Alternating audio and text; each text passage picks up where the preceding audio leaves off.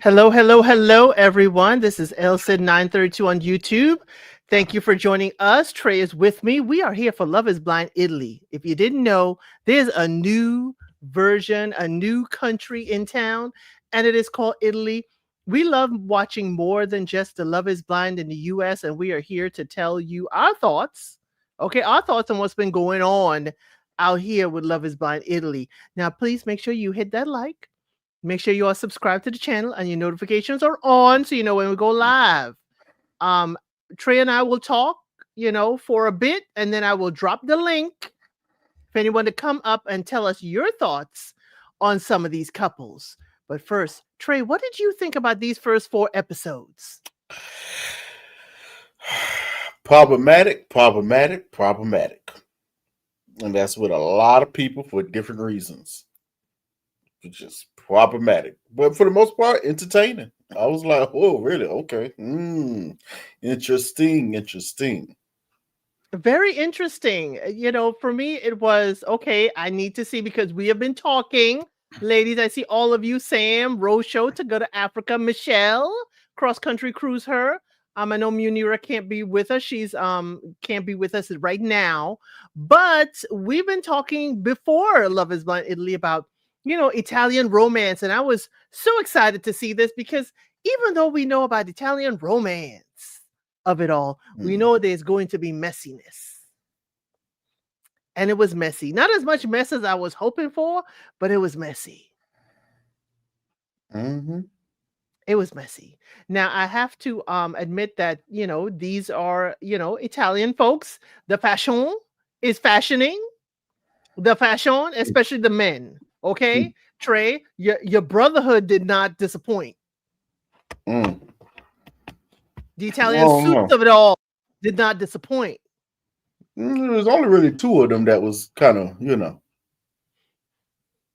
the lovely little sweaters and stuff. It was given, yes. Yeah. The outfit, Rosho is with you. The man will black. I didn't say the men how they looked. I talked about the fashion. The outfits was well. The main one was, Mr. Giovanni. That was I was like, all right, bro. But I will say, I was a little on the fence because I went, you know what? I actually like most of what he wore. I was like, you know what? I might do something. You know what? I ain't mad at that, except for that poofy shirt. I don't know what you was thinking about with that, bro. What the heck? The vest I like, but the little chain, I gotta find one of them. But the poofy shirt, what was that? What I was like, what? Nah. Okay, nah. It's almost like he was fencing. It's almost like the fencing shirt. Even fences don't wear shirts like that no more. They're like, nah. I know. But again, he's finessed. He has suave. I want to see his cape when it's raining in Rome because he said when it rains, he wears a cape. I need to see that cape. I wasn't mad at that. I know a lot of people gonna be mad at that. I wasn't mad at that. We need to bring back capes. I'm telling you, I am with it. Okay, I'm with it. We need to bring back the capes. All right, with the little hoods, everything, all of it. I am with that. Now, also, he always had a lapel pin. I was checking that out. I was like, oh, okay. But yes, as far as, aesthetically pleasing, there were just a couple of the men, even looking at the entire cast, only a couple of the men that were really, really handsome. How were the ladies to you? Any tickle your fancy? Like, I got to date her if I was single. Out of the main cast or all of them? All of them. 1 and 2 possibles. Oh, you're like me. 1 and 2 possibles. Out of the main cast, 1 and a possible. And for me, it's a transplant. Yeah. That was weird. Only the transplants. And it was a lot of transplants. You find that strange? It was a lot of transplants. I was like, where are the Italy people? Well, I didn't find it strange because, I have been researching Italy for quite a while. And I know a lot of folks. I was not surprised at the young lady from Brazil. I was, expecting someone from maybe Argentina, because a lot of people from Argentina do have roots in Italy. And I was looking there, and Italy did open up their borders for their migration a few years ago. So I was understanding that, less like Sweden, we had shApp. So I was expecting a parmy, okay? But I was not expecting a whole, um, I wasn't expecting, Jurgana from Bulgaria. There was some interesting folks who transplanted to Italy, but where would, Even where would Karen from Brazil. huh? Karen was all the way from Brazil. And I was like, Karen, I know that ain't your name. Please tell me that ain't Mm. the Brazilian name. Yeah, I thought it was. I'm like, okay. I don't know many Karens from, is it Karen for short, and it's Karen Neely or something? I was like, could we have Karen's, Brazilian name if she does have one? But where would you like to start, Trey? You know what? Let's start with the flamboyant dressing. Got Gavanchi. Giovanni. I know I had the name right. I'm already messed it up. Giovanni and his triangle with Georgia and Gorgana. Jurgana. Okay. Jorgana. I know. Jorgana. There's a I'll lot of keep you. G's in here. You Yes, notice that? I'll keep you together. It's a lot of G's. I will A keep lot you of together. Georges. There's so many different Georges. I was like, okay, all right. And the Alessandros, we ain't gonna talk about them. Right. There were a few Alessandros or like the name John. But y'all, we're going to talk about this for a little bit, and then I will drop the link to get y'all up here to give your thoughts, okay? So this is a love triangle. I only have Miriam in there because Miriam spilled the beans, okay? We have Giovanni. He was connected to Georgia as well as Jurgana. And Jurgana was kind of listening to Giovanni with a side eye because Miriam came in saying that Giovanni is giving gifts in the pods. He is giving gifts. And the gift she got that we saw was a swash of his cologne. I want you to smell me.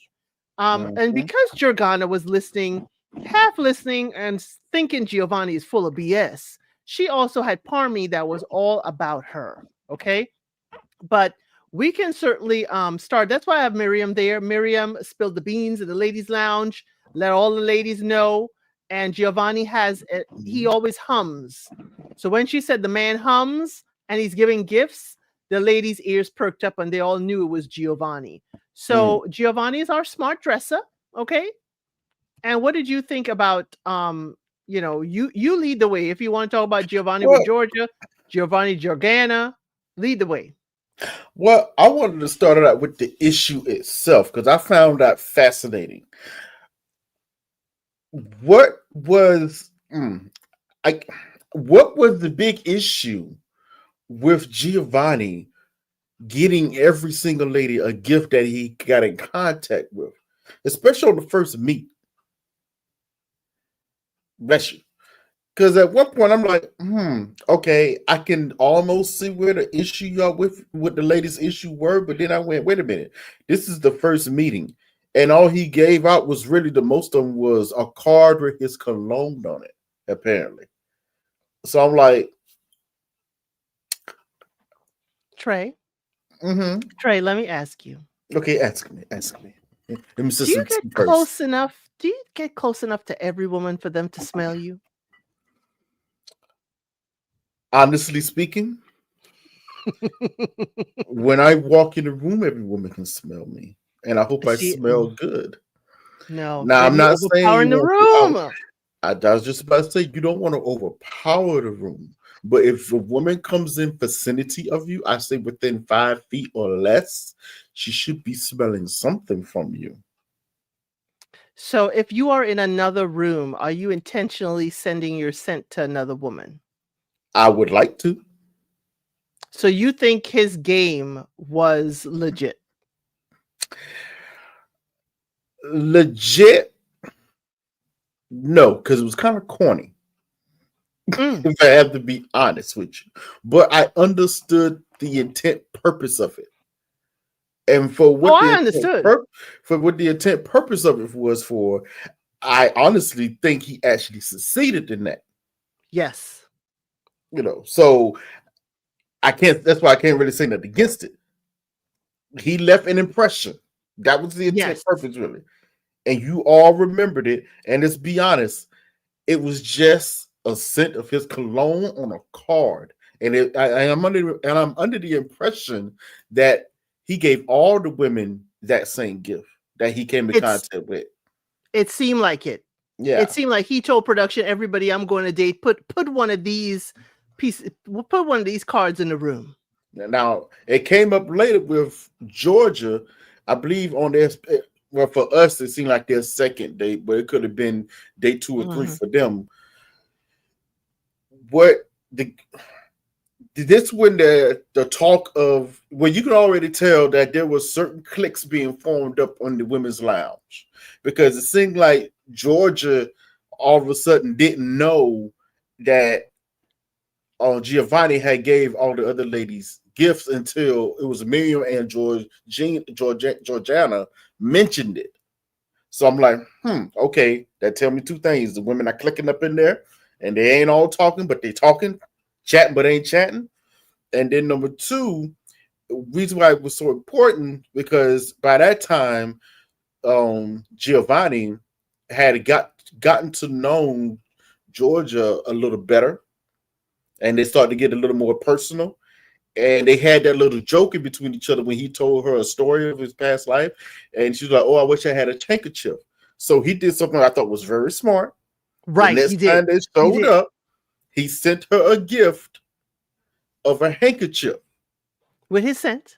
With his scent on it. Yeah, with the scent. But it was a gift of a handkerchief. And when how he diffused the situation was when Georgia tried to challenge him on giving him the ladies and other gifts. Have you been giving ladies gifts? First of all, he was honest. He said, yeah, I gave everyone a gift because I'm a gift giver. But number 2, he cut her off and said, but I gave you something special because we had talked about something that was only between us. So the handkerchief he was smooth. Yeah, the handkerchief was only between us. So I was like, there you go. And the handkerchief was in a beautiful cardboard box. It was well laid together. He's smooth. Giovanni is smooth. Now, is it that I am kind of, pessimistic? Am I cynical or whatever? Because I'm like her. I'm looking behind the gift, say, I don't feel special. You giving everybody gifts. What does this make? Because she didn't want to touch it. Well, that's the interesting thing. I think Sam just actually put a comment down that it poses a very good question. Do we think that the women were overreacting a little bit to the gift? Here's the thing. I would say overreacting in after the fact. Meaning, at first, everybody appreciated it. Oh, he's thoughtful, until they realized everybody got one. Now, once you realize everybody got one, then you got to do the smart thing of asking him, why are you sending everyone your scent? What is the purpose? This is going to lead into an overarching, I think this is going to be an overarching conversation of this particular season for this show, for this region show. Why, let's just say it, why are the women forgetting that they're in a competition? Because I kept catching that sense. I was like, have y'all forgotten where y'all at? Like, the men too forget to a certain extent. But if you notice, we go through this on just about every version of Love Is Blind. If you notice, the men's lounge runs differently than the women's lounge. The women's lounge get to chatting early. Who talking to who said what, this and that and third. And the smart ones, which is going to lead us to another couple pretty soon. The smart ones keep their mouth shut and just pay attention who talking to who. Because they probably talking to them too. Right. Now, on the men's side, that doesn't happen till much later in the process. Yes. The men, they like, who you talking to? Nah, I don't want to talk about it right now. Just want to get some research done. Want to talk to them, whatever. Intelligent. Yeah, we don't need to know who talking to who. We make our choices at the end of the day, who choose who, this and that third. You don't start to get the chat and the talking until it gets later later in that on. process. And by that time, a lot of the men are dwindled down, and we're pretty much down to the main 5 or 6, 7. Right. And those guys are already start forming some sort of relationship, friendship. So Right. they start to talk more. It's just done differently. But that Okay. I brought this up because it's going to come up later with another couple. Here's Another my triangle. dilemma. Here's my dilemma. Okay. We're talking about Italy. We're talking about romance. We're talking about, courting. And I wonder, that's why I'm going to always, am I on a cynical side? Because a man who is courting you will do exactly what Giovanni is doing. Yes. He will send that scent. He will, send one your love with a dozen roses. He will send his scent. Why? His scent will, you know, make an impression in your mind. You will not You will forget. smell that. That will be comforting you. And that scent will instantly tell you, Giovanni. And I'm going to say this as well as I can, ladies. I ain't going to sugarcoat it. He is penetrating your mind first. Listen, I heard this in the movie. I can't remember the movie, but I heard this and seen this in a movie once. You either fish with Pacific bait or you fish with dynamite. Most men like to fish with dynamite. Catch as many fish as you can and hang on the one that don't get away. Yes. When So I can see that even if the women didn't know who he was when he dated them, I can see him behaving like this. yes, I can see But it. Cast a wide net as much as possible. Wide net, and for most guys, that's the only way we can really play the averages. I say this: you'll notice a guy who either thinks or knows he's either well off or well desired. He doesn't fish with a net anymore. He can be selective. right. But Giovanni had to come with those cards. Yes. He prepared for this. Yes. Just Am in case. I scared or is this a good strategy? If this was the real world, you probably should be afraid. But in this particular situation, that's why I went, I can't be that mad at it because you're literally in a situation where you have to do this. And I'm sorry, ladies. Guess what? For you to be memorable too, you better do something to stick in these men's minds. I'm sorry. I'm literally seeing 15 other women besides you. How are you memorable? It's a question you should ask yourself. Because men ask ourselves this question all the time. Right, because I was like, to go to Africa, nobody wants a copy and paste man. I felt like he was doing the same thing with everyone. And so this is where an edited show, I'm wondering, is this what he did with everyone as his introduction? Or is this after he dwindled down after the first round of dates? No, I literally think it was the first round because they was discussing it on that first day with the clothes they were wearing and everything. I think it was that first day because he just wanted to be remembered, and it worked. That's why either positively or negatively, it worked. Now, how he dealt with it afterwards, intelligent, very smart. Because he didn't lie. He didn't lie, and he didn't give another gift again until he was kind of locked in on one. So I'm like, let's talk about who he. Go ahead. I was going to give you an example. It's like if I'm, I have done this before. If I'm coming to a person's house, even say it's my lady's house, whatever, her family is there, mother, grandmother, whatever. Not only am I bringing her flowers, I'm bringing them all flowers. It's just a simple gesture, but it's the same premise. I'm trying to make an impression. But you're not trying to date her mama and grandmama. Understood, but it's the same premise. That's all I'm looking at it as. The impression. I'm trying to make an impression. And in talking to you, in understanding it's the pods, and you're trying to make an impression for everyone, because even though we see Alessandro is a common name, we don't know how many Giovannis. It could be a common name, and he's trying to make sure. Actually, he's the only Gio. There were 2 Davides. There was a Michelle, a man named Michelle. There was 3 Alessandros actually. Yes. So he came in prepared, not knowing, because Giovanni is a very common name in Italy. He didn't know how many Giovannis there were going to be. There's So a he came Stefano in in, there. exactly. So he came in trying to set himself apart, as you said. And that is the easiest, quickest thing he can do is spray his cologne on these little cards. You know, the sample cards, ladies, when you're testing a scent. He gave a sample card and he gave production extra work. Put this in every room so the ladies know what I smell like.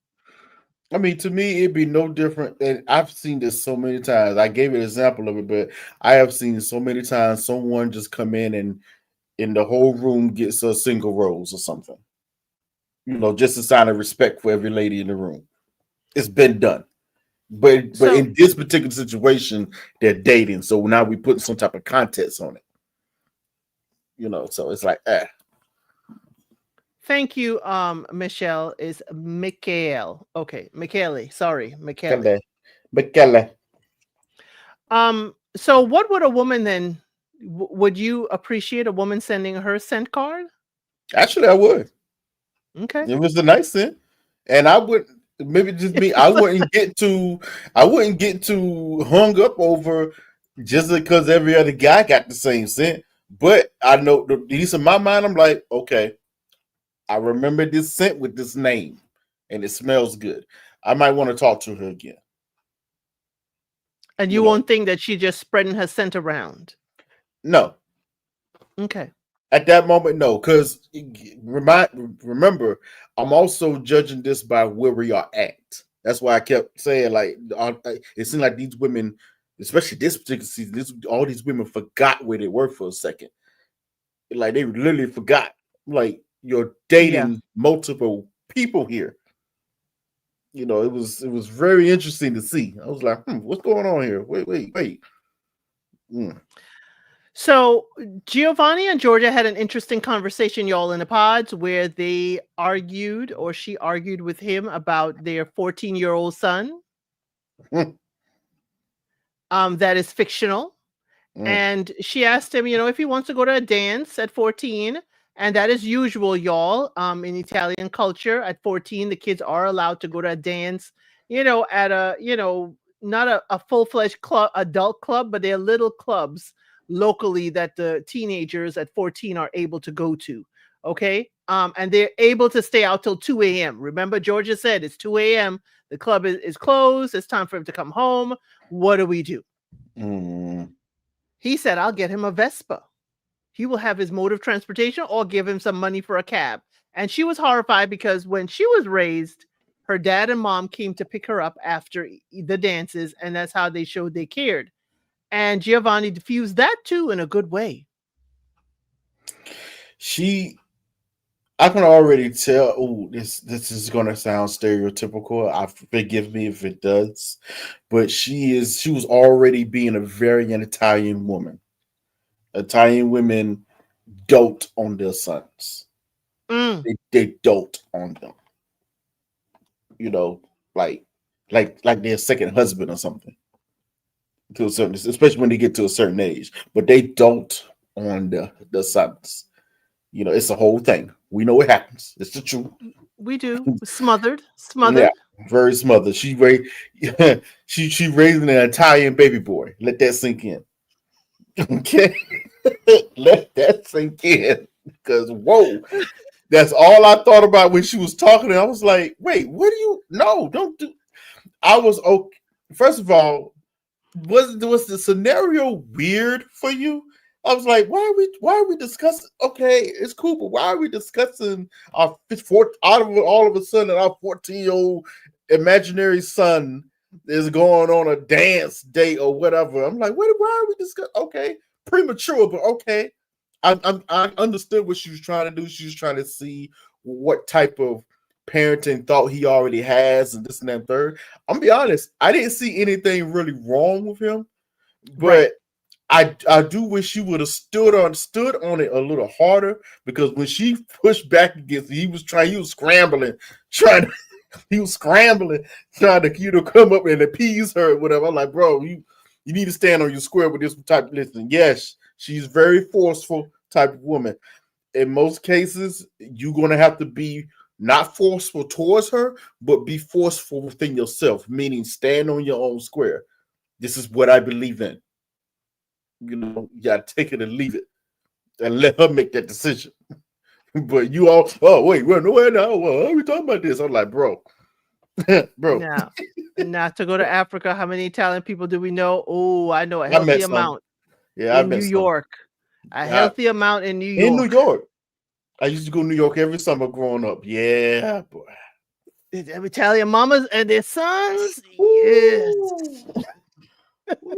And for y'all that watch TV, just watch the Jersey Shore. They give you a little piece of that in there too. Jersey Shore. Yeah, they give you a lot of that. Yes. Almost Yes, bored. they do. Yes, they do. But yes, not saying they don't protect their daughters. They do. They do. But, boys, yeah. But remember, she is a genetic biologist. So I Very thought she smart. was just overthinking. Yeah, she's definitely an overthinker. It was Yeah. interesting when she was given that scenario. I thought he was going to go here, but you know, I'm I became conflicted even when I had kids. I thought about if I ever had a daughter, how would I treat her versus my son? Because I remember growing up, my mother, as much as possible, made sure she treated me and my sister the exact same. Like same rules applied for the most part. The only differences that started to pop up is when we did get older. Because I was a guy, I was pushed more into the more protected role. Like if y'all go out, Right. watch out for your sister, this and that third, blah blah blah blah blah, and stuff of that nature. So when he was talking to her, I was like, I thought he was absolutely right when he said he should have stood on him more. He's a young man. He's going to have to learn to stand on his own. He has to Right. learn to figure things out. And I was Right. like, no, that's true. He has to. But He then has to learn again, to figure things out. yeah, he has to. And then again, it's not like he should say it's not like when we were growing up. He will have his own phone, his way to communicate. We will have a tracker on that phone, but he will have to find his own way in, Yeah. this is the first step in him, becoming an independent, human being. I Again, mean, it's 14. yeah. But to me, the whole thing was my argument would have been with her is okay. Why are we having discussion before he even leaves the house? We will already have teach him that before you come to us even think about going to this party, you would have a way and a time to get back home. You would tell us how are you doing this? What's your plan? This, that, Not third. her This how, child. Not her child. Her child already knows that she and daddy going to come pick him up because she has. can you imagine? You know, I know in that culture, the mom coming doing is one thing. You imagine your daddy coming to pick you up, like nah, Right? nah, nah. I don't want to do that. And 2 a.m. curfew at 14. Now I know it's different culture. But woo. Different culture. That is it. I was blindsided too. Thank you for the person that came to me and told me 2 a.m. is usual. Okay, that is not unheard of. So I was like, okay, if this is a cultural norm, because here in the States, the adult clubs close at 2 a.m. and the kids should have been home long time ago. I it was it didn't click on me, but I used to wonder when I was a kid, and I used to spend my summers in New York, usually in the Bronx area. Sometimes I go to over to Jersey, one of my aunt's house, and the Italian boys would be like, I'd be like, hey, it get like six o'clock. So like, hey, I gotta hit the block, go back in the house, whatever. Go, They're like, why? You ain't gonna hang up with us? I'm like, what do you mean? Don't you gotta go home? Like, nah. I always thought that was weird. I was like, why y'all hanging out? Now I gotta go home. The street lights coming on. Right. I got to get in. I might not be able to come back out. Like, but they were just hanging out. But Yes. it was here put a context to it. I went, oh, it's just the thing. Okay. It is.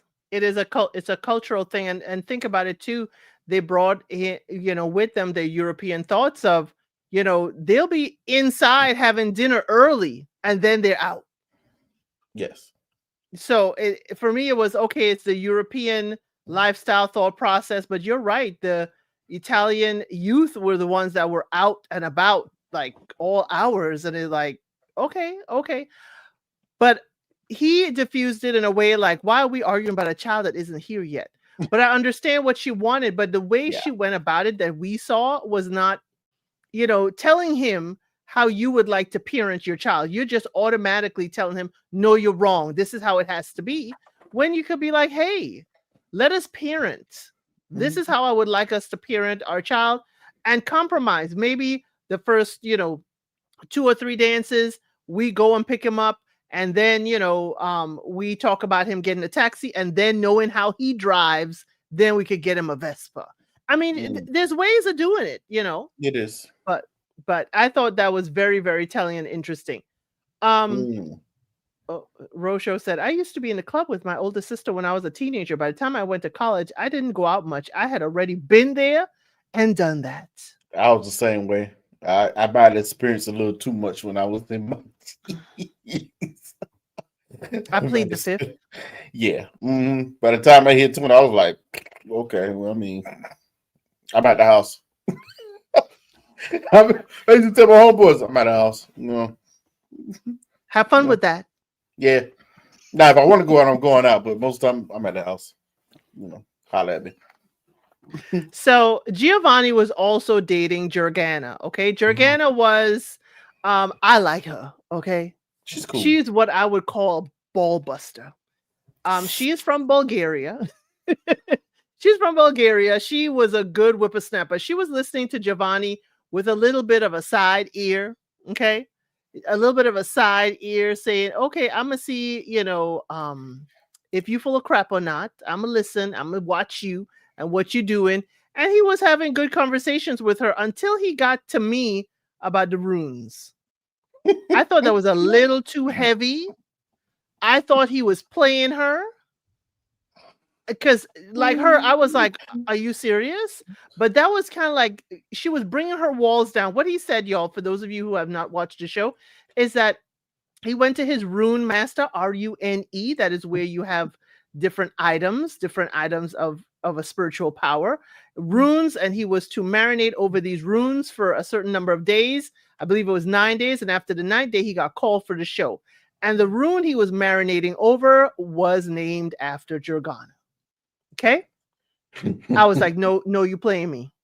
Jordana had that thought. And then she's like, that is very sweet. Until Giovanni comes one time saying, hey, I've been dating. And I want to let you be free enough to see whoever you want. And she said, oh, there's a breakup. Well, you know who I got? She didn't say who. She's like, I got options. I ain't got to be here. All you saying your stuff with the runes and stuff, I know it was crap. You were crap from the beginning. She let loose. And I was like, that's when I knew she was falling a little bit for him. Now, you know what? I had questions. I had questions. At first, I like Jordana. But this situation with Giovanni and Prima had me, Permi, I'm sorry, so Permi, had me looking at her sideways to a certain extent. But there's a very particular reason why. The whole time when she's in the women's lounge, she is with Miriam Mangley and all the rest of the women talking cool cash-ish about Giovanni. How she's not that interested in him like that, whatever. He's just, I think he's a player, la, la, la, la. I'm like, okay. In my mind, I'm like, well, why are you still... At first, I went, well, why are you still talking to him? Then I went, oh, no, we're in a competition. She should be. Got you. Hedge your bets. Got it. Boom. So when it came time, and I do respect the fact that Giovanni recognized this. He recognized that Georgia was probably going to be his choice. He recognized that. Now, his reasoning for it was a little interesting, to say the least. Very interesting. But he realized in the head, so he knew, all right, I'm going to have to kind of end this with Georgina. Georgiana. Is it Georgiana? It's Georgiana. Gorgana. Gorgana. Gerber, and Ghana. Yeah. So whenever I pronounce her name, the reason I don't want to pronounce it that way because I keep thinking about my Greek mythology. I'm thinking Medusa. So Yes. Yes. I'm with you. I'm with you. so I'm like, and then she has to stare like she's trying to, I'm like, okay, you know, But nah. she's a good for me, she's a good intense because oh yeah, I like but I had to listen to it over and over again and say it over and over again Yeah. with the show to in order to get it. So I know it's gonna be a struggle. But as I was saying, she bothered me when Giovanni was trying to end things, which I'm be honest with you, he was half a doing that in the first place. Just keep it real. Yes. But he was trying to set her to make her really walk out, and she did. But the way she reacted to it, now maybe she was triggered when he said, I'm gonna have to go with someone else because she challenges me. And I like you, but when I talk to you, you remind me of all the other women I used to date. And that hasn't worked for me in the past. That set her off. That set her off when she said that. So at some point, I can get it. I can get it. But the way she reacted to it all, I was like, all right, your slip is kind of showing here. What's all the extraness for? Are you actually a mean girl up under that? Because I'm sensing mean girl from her. Yeah, it's a fine line of mean girl versus tough cookie. I go with tough cookie. And here's why. I get tough cookie because remember, she migrated from Bulgaria. They did not know the language. She had to learn it to translate for her parents. We have heard this before with Bardhar on Love is Blind UK season 2. So I really am with her with the tough cookie. Life has been tough. And both her parents are sick. She's navigating that. Every time she talks to a man, we're hearing about, I need you to be my anchor. I need you to be my strength, to be with me throughout all I have to go through with my parents.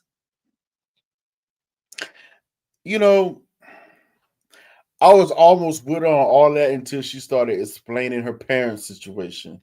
But then that leads you into her relationship with say his name again? Jurgana? No, Parmi, Parmi, Parmy. I'm gonna get it right. Parmy. Hey, it's only the first live. We could make mistakes. Parmy. I actually like Parmy a lot. Yes. I like Parmy a lot. But I can see the struggle coming. And it's going to be a legitimate struggle out of all the couples.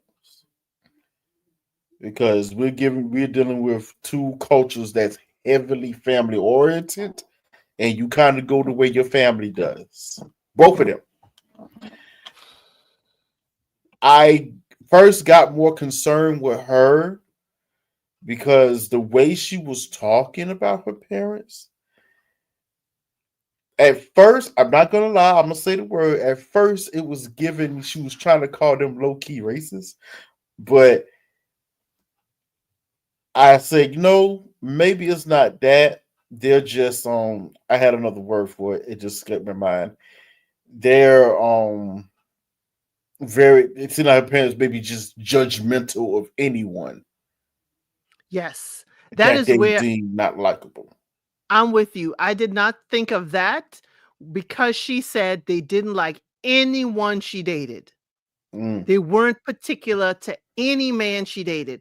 So I was like, okay, they're probably struggling with the fact that she's the only one to translate and the only one they can trust.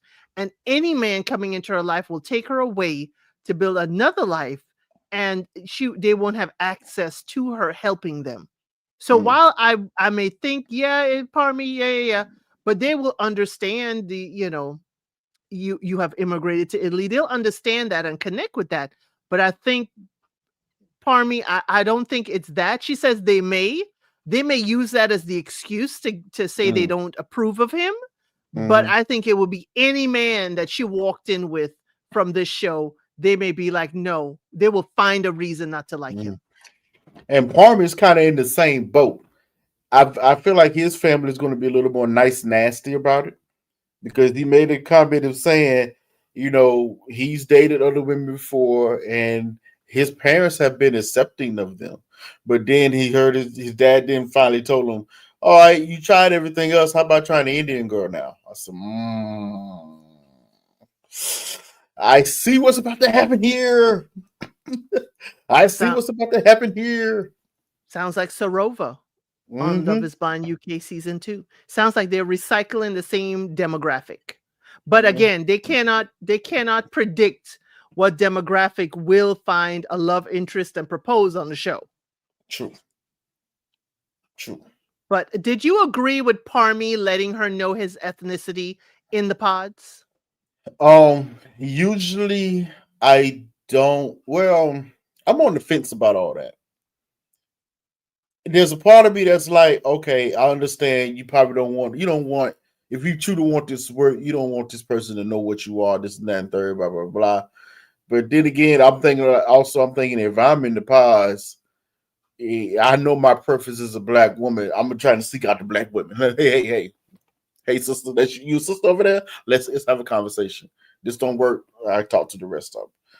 But for Parmy, I think he has been through some issues with him being Indian and dating other women.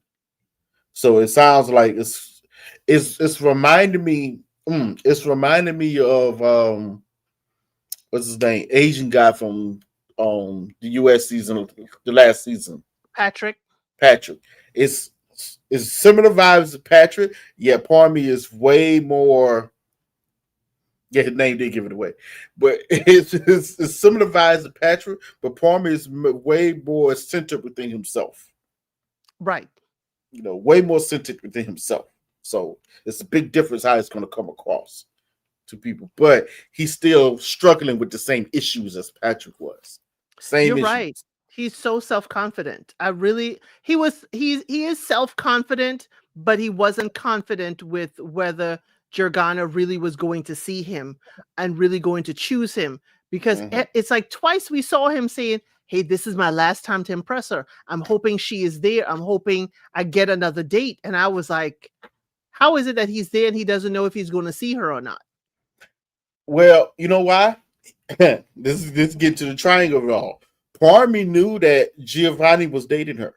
Yes. He knew. I think that's where some of his issue was coming from, and mentioning that so much, because he knew she had at that time split decisions when it came to him or her, and he was dating, and they've been probably seen each other for days now. So he's like, okay, she obviously likes him. I'm hanging out with Giovanni. He's cool, but we are not the same person. So what is it about him that she likes? She's like, okay, that's not me. And this could come into play. And men and women can do this. It was bad on the women's side. We'll get to that. Lord have mercy. But you do get the idea, okay, I'm a certain way. Well, me, this guy, we are totally different. But we Yes. talking to the same woman. I may have questions. What is she seeing him? I mean, he's cool, but But he also has the Italian heritage. He has, some yes. money, and even though he acts very, mature, he's not the oldest member of the cast. He's only 36. Even though he acts mature. Actually, somebody we'll meet later on. Um, no, we won't meet him, but there was another guy who was actually 39. But everybody seems to be, and another one that was 43, but everybody seems to be in the 30-ish. Yes, 30 everybody. to 36 in both We men and had women. we had one younger and one older, one younger Yes. than 30 and one older than 30. Yeah. Yeah. So, I mean, it was kind of like an even keel cast, but Parmy really was into Jordana from the very beginning. He was Yes. steadfast that we saw because he could be in a triangle we didn't see. Yeah. Yeah. But he handled the triangle to the best to me. Right. If he was, he handled it. So after Giovanni kind of fumbled the ball, Jordana told him, "You full of BS and all kinds of crap. I'm gonna go over here to Parmy." And Parmy was ever so happy. And when let's talk about the reveals for each of them. Parmy and Mm, Jordana. What did you think about that reveal? I knew Parmy would like her. She's a very attractive girl. She's one of my possibles. She's a very attractive girl. I was because Parmy talked it up so much. I was a little unsure was she gonna like him. So at first, I saw the hesitation in her eyes, but as they got closer, I saw her. What she got? Green color. Well, I don't know what color eyes is. Mesmerizing. Whatever the color eyes is. They started to light up as he got closer and closer. I said, we got one here. We got one here. She looked relieved. She looked relieved that he was handsome. She was extremely relieved. You saw her take the, oh my God. And yeah, it was on like popcorn. I knew before they even talked about it on that little vacation. I was like, oh yeah, they about to get it in. The way she was acting, I knew it immediately. Immediately, they're about to get it in. So let's talk about Giovanni and Georgia's reveal.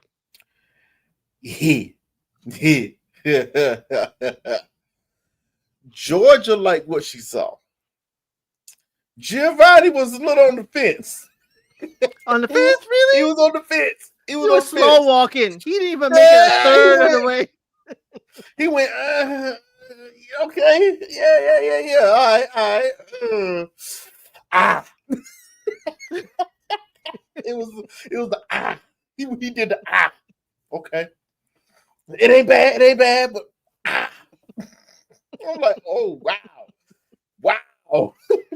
And y'all, she had me distracted. She has a smile piercing. Yeah. At the very top of your middle, front teeth. She has so when she smiles very wide, you see the piercing. It looks like it comes between her front teeth, at the top by the gum, but it's a smile piercing.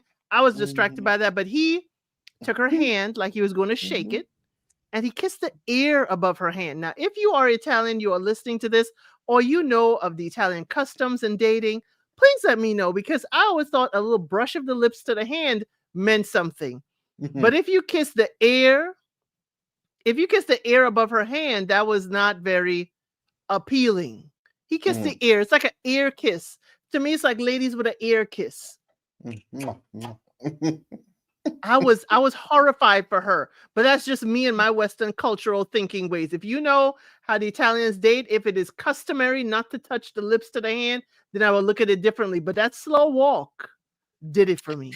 Yeah, he's in the struggle of like with her right now, attractiveness. He's in the struggle of attractiveness. So much in the struggle. Trey, where did he sleep the first night? On the couch.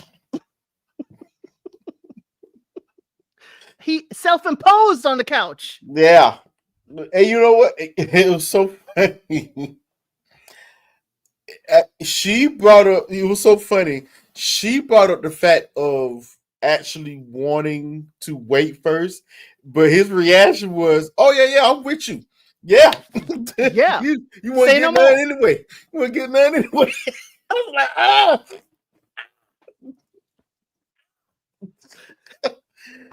and she wasn't reading the tea leaves. That was bothering me. I like, girl. Listen, I'm be honest. I think a part of him does like her, but she's not his normal aesthetic. Right. When he met Gorgiana, that's his normal aesthetic. Yes. It is. It led me to think, oh, there's a reason he said to her, you remind me too much of what I used to date, so I'm going to try something different. It just happened to be she was a little too different, I guess, for him. I don't know. Which I don't think Georgia is an ugly woman at all. No, she's gorgeous. She's not. I don't go that far, but she's nice looking. So I'm like, actually, she went up, to be personally, she went up a couple of points when she was in her little boy shorts. I was like, all right. Yes. His pajamas. Yay. And she was so cute then, but she was not reading the tea leaves. She was like, oh my God, girls, he understands that I don't want to get intimate right away. He is so caring and understanding. And we're here looking at her like, girl, he don't like you like that. I had Okay, I'm going to attempt to shoot Giovanni a little bit of bail because he tried to use his religious beliefs as the reason why he didn't want to sleep in the same bed with her. The only problem with that is he himself said in the pause that he used to be Catholic, but no longer is. He's just spiritual. That's hence the runes. So it was like, wait a minute. So I found it funny. I was like, wait, why are you using? Because if you use Catholic values, that's the thing. He probably should have done that. If you're a true Catholic, yes, he actually probably should have done that. Should have had a separate room. Yeah, that would have been correct. But then I remember, like, wait, you said you wasn't Catholic. What's going on? Hold on. All right, bro. But like I said, I'm gonna try and shoot him some bail. Just because he's not as upstanding Catholic anymore, he probably still has his Catholic views. So yeah, he lives close to Rome. So the Vatican. He's still going to exhibit some of those things. So maybe he was like, for the respect of, her holiness and whatnot, I'm gonna sleep in this. I'm gonna sleep on the couch, and I ain't even pulling out the sofa bed. I'm gonna sleep on the couch as a couch. Oh, okay. That and was then funny. as you said, as you alluded to, he saw Jordana, and he was like, "Oh," and y'all, "Oh, yeah." And here's the funny thing: I thought going back, he likes to read poetry, ladies, and he has a voice for it. Okay. Yeah, great voice. He's a Viking. Absolutely beautiful voice. His native speech. Yes, I do. At the second episode, I listened to the voiceover, but the second episode, yes, he is. Yeah, I would listen to the poetry reading in his natural voice. Don't know what he's saying. Beautiful. He asked Georgia to read to him, and she said no. To him, in what I was seeing, reading to someone, reading a love poem or something is very connecting. Yes, that was important for him. She dropped the ball on that one. She did. She dropped the ball on that one. Like, you gotta, like I said, I don't think he finds her repulsive. He's just not the usual type. Ladies, he still may like you, but you gotta recognize when he's still trying to throw you some bail. Hey, I like this. Why don't you read to me? I like to read to you. I want to hear you read. I want to hear your voice. Read it. Just read it. Put your sexy voice on when you do it. Just read it. Throw your thigh over him and read it. What? Come on. Put your hand on his chest.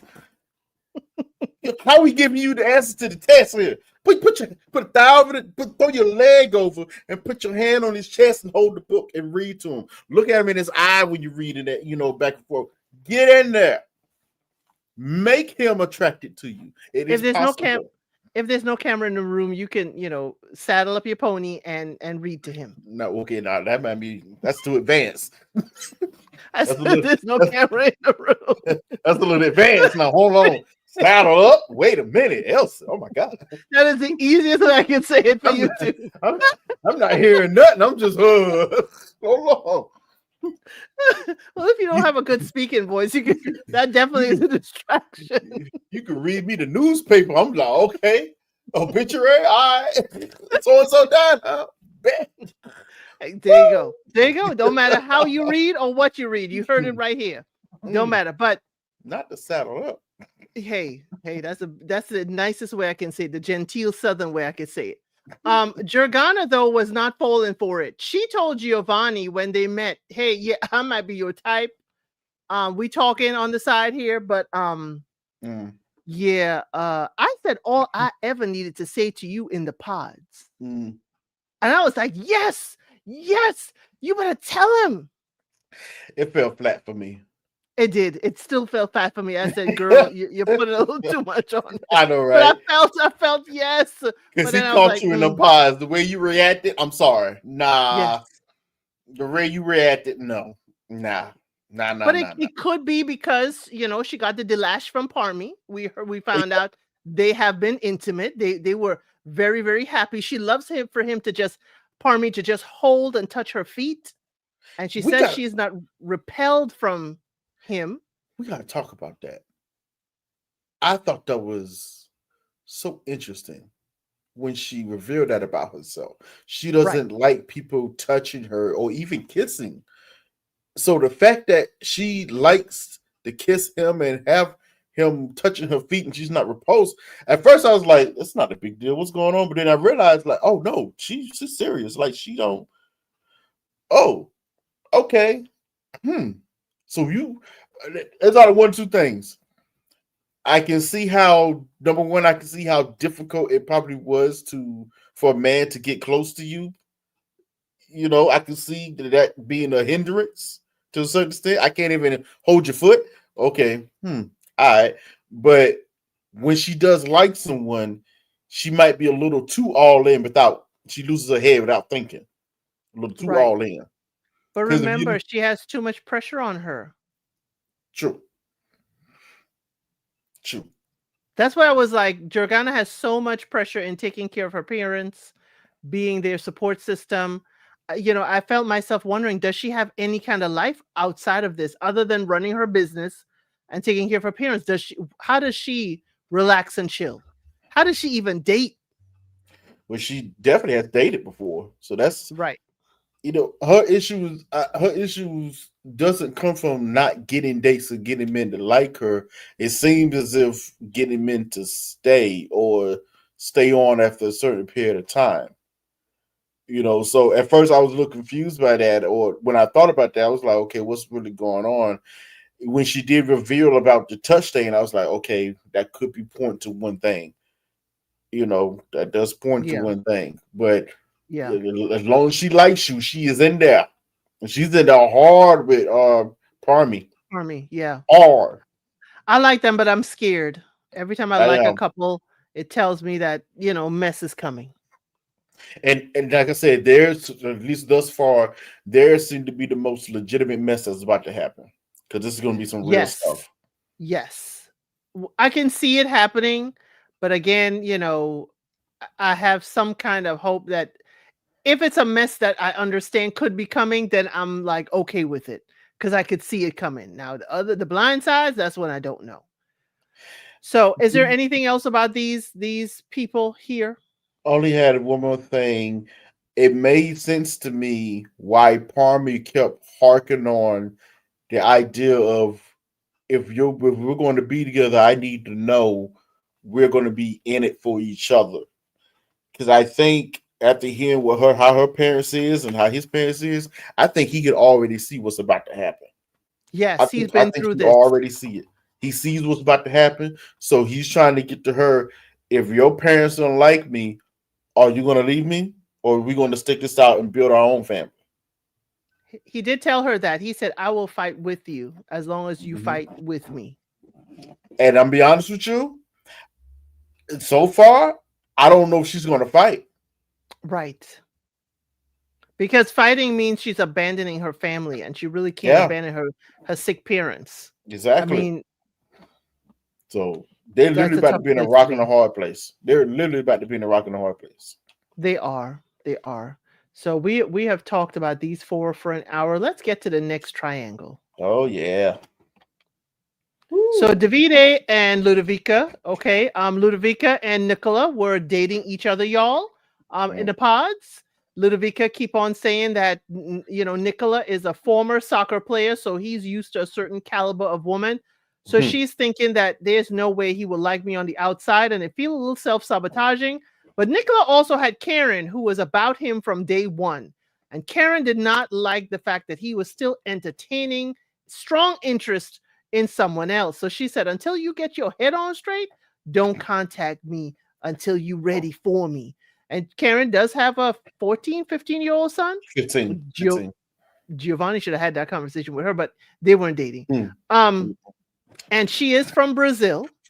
And Ludovica, because she thought Nicola wouldn't like her, she still did a nice date for him, which he crashed out.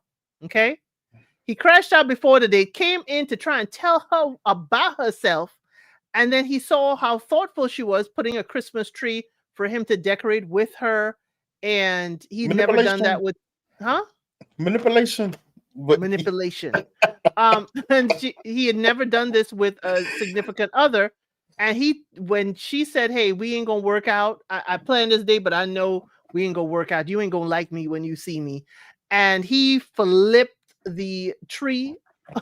He knocked the tree over with the ornaments on there, cut his hand even, and she chose Davide. And Davide is wondering, are you really about me? Because he know what Nicola looked like, and he knows who Nicola is. The former soccer star. So let's talk about those two relationships and dating, and then we'll talk about their reveals. Listen, I'm gonna start with the person I have the most issue with is Karen. Okay. I was going to start off by saying I've never seen such a beautiful, insecure woman.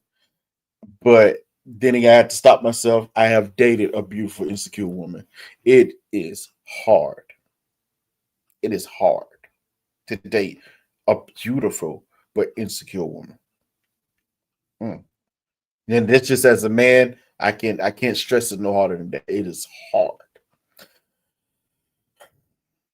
She's the main one that I have to say completely forgot that she was in a competition with other women.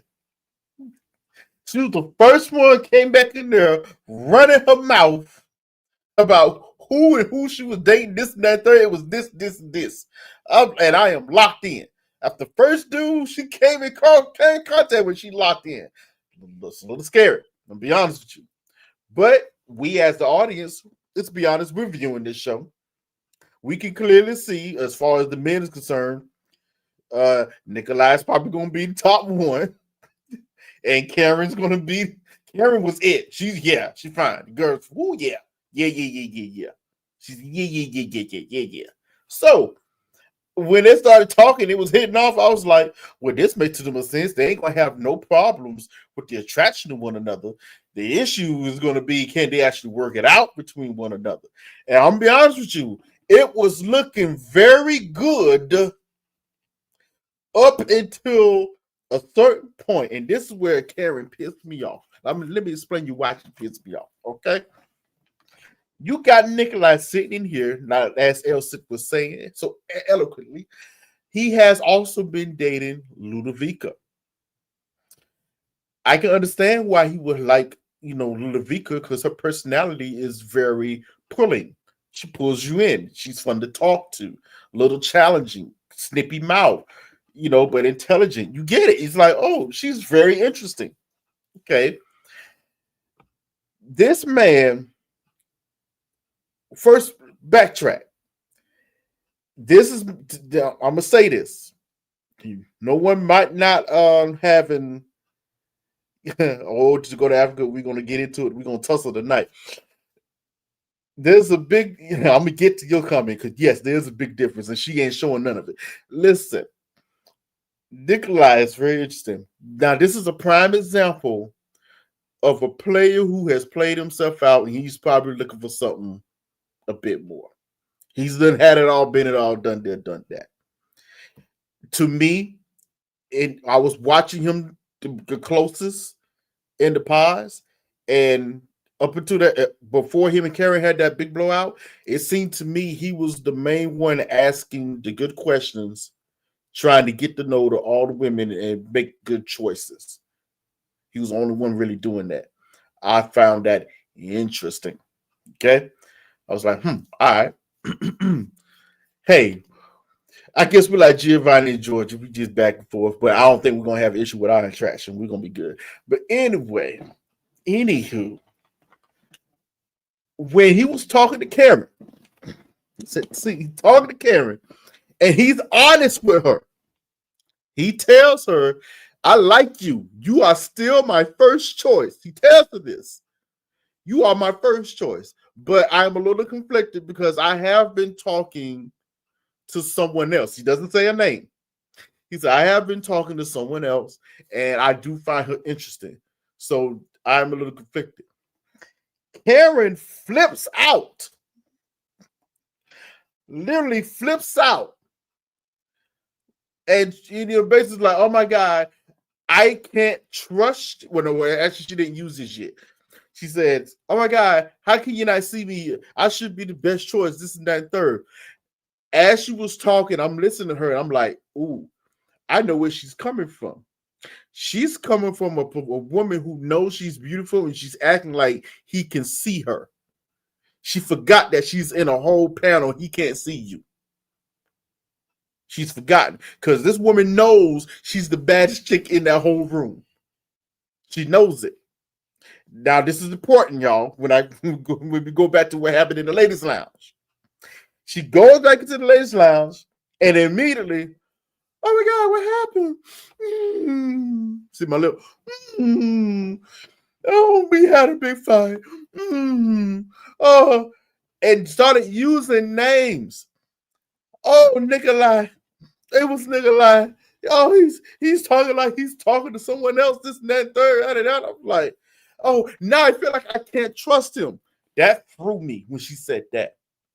Hold on. It threw the other woman in the room too. They're like, what? Like, hold on, what? Hold on, let me get it straight. Lady, you can't trust him because he told you the truth? In what world does this happen? In what world? You can't trust him because he didn't lie to you, dragged you along like he didn't have any other connection, but told you the truth of his situation, but still told you was still the number one. You was still it. Flip side of that, who was in the room listening the whole daggone time? Ludovica. Now, this is my second person I had the issue with, Ludovica. Okay? That girl can play a game. I have to give her that. Let me give her a slow cap. As far as game playing is concerned, she got game. Okay? She just got a little ahead of herself a little later on, but she got game. Because she listened to what Karen was saying, and she went, there's an opportunity here. Okay? Now, she's playing calculations in her head. She knows that Nikolai is a soccer player, this, that, so he's probably very good looking. She's already done the calculation. He's talking to the finest woman in here. I know I can't compete with her, but wait a minute. I see weakness now. She done told it and had an argument. She's talking to me. I'm the person she's talking to. Oh, there's a opportunity here. Now, this is the part that I did not like that she did. I don't know if you noticed this, but immediately after that conversation in the women's lounge, when she listened in, she started being an a-hole to David immediately after that. All of the conversations. She started being a little a-hole. Again, the timeline, I will give you that. And I wondered if production put that together to make us think this. I don't know how true it is, but yes, it was like, oh, I can have Nicola, so I don't really need you. The only reason why I don't think I don't think it was production put together. They just realized they had a gym here, and they was like, "Oh my God, this is happening!" Yes, but Trey, we have to give it to Ludovica. Davide was not giving her any substance. He was laughy, jokey too much. Now, here's my problem. You're right, but here's my problem with that statement. Ludovica and David are the same person. They are, but she wanted to have meaningful conversation, and he would divert it to laughy jokey again. That's cool, but she's laughy jokey herself. What meaningful conversation has she's ever had in this box? I didn't see any. I understand, Trey, but she's allowing. I'm gonna throw this out there. She's allowing this man to lead, and he's leading to laughy jokey. If that's all we could have, that's all we could have. But she did ask some pertinent questions, and he's like, "Oh well." Yeah, I found it. To me, I found a little falsehoodness because those questions only came up when she realized, oh, Nikolai's in play, and I got a good chance. That's when all that happened. Before then, she was laughy jokey right along with him. Laughy jokey, arrogant. They both are extremely arrogant people. Here's where the arrogance comes from. Arrogance comes from the wealth. Yeah, they got money. They both wealth. got money. They both got money. the way Ludovica would describe her childhood. Yeah, we always did this with the nanny. Yeah, Mm-hmm. never, always with Yeah, the nanny. yeah. And I think one time she told about a driver. Mm-hmm. She had her driver, and I was like, oh. And the way Mm-hmm. Davide carried himself and Laffy joke, I was like, and the way Mm-hmm. the men carried around him, I said, oh, See, they both are very arrogant but self-aware of themselves. They're both self-aware. They both know, especially in David's case, because he's the guy. They both understand that okay, I may not be the baddest or finest in the room, but because I have a little dough and I have this personality, it's gonna take me places, even if it's a little bit arrogant. He's gonna pull people in. Period. Both of but them. that's what he's using. He's using his laughter to Yeah. make, the ladies always say they want to laugh. But again, she wanted to use, even though she couldn't have the meaningful conversation on her own, she wanted to use that word association game to tell their stories about each other, and he still couldn't get there. But I mean, I get it, but I'm not jacking it personally because, like I said, we only saw that after she figured out Nikolai was in play. Because all I saw was okay, she was very smartly trying to get David to X himself out of this game. The only problem is David is just as good at playing the game with her. yes. He's just as good. He recognized he knew that she was talking to Nikolai too. He figured that out. Anybody had to tell him. He figured it out. No. He was just Well, as good as she is. at that Just as point, good. you could figure out whoever's in the room with you is probably not dating your girl. Because Let she me can't be. let me tell you how diabolical yet intelligent David is. I think when he figured out, when he was solidified, like, wait a minute. Well, 1 minute we're laughing, joking, talking, we all good. Next minute, she's kind of getting on me about stuff, like, insulting him actually. You trying to get me to break up with you. Then he figures out, wait, you're talking to Nikolai. She thinks she got a chance. Let me tell you what I'm about to do. Now, I didn't like it, but it dawned on me when it happened. He came, one of their dates, he came back in and he apologized Yep. for being rude and arrogant and stuff. I'm like, Yes, wait a I'm a minute. son of a gun. You were right. I'm a son of a gun. I went, wait a minute. She wouldn't have actually been doing this. Why are you apologizing? But it threw her off. Yes. It threw her off. I was like, that was masterful. But what did he also do there, Trey? He also sent his cologne on a star. Yes. Perfect. Masterful. It was masterfully done. I said, And then on the flip side of it, he went back into the men's lounge and he had a conversation with Nikolai. And it was a good one. Because Yo, bro. he used the I truth. understand. He Yes. used the truth. Okay. Yes.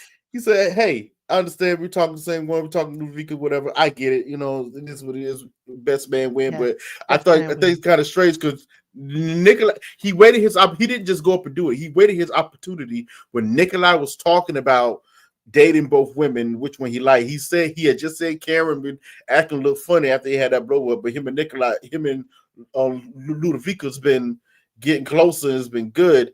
Now he was saying, that's what I say, this is later days, so that this is when the men start talking. He started saying some of the stuff that they were saying to each other and this and that and third, and David was listening. He went,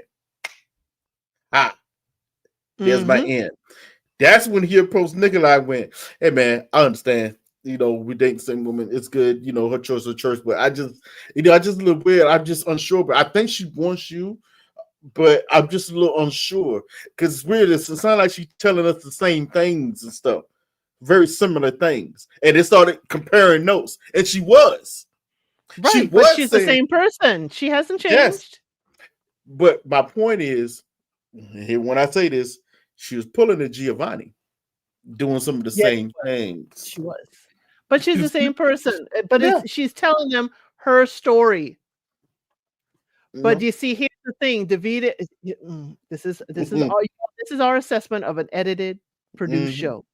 It seemed to me like David listened Right, it's all alleged.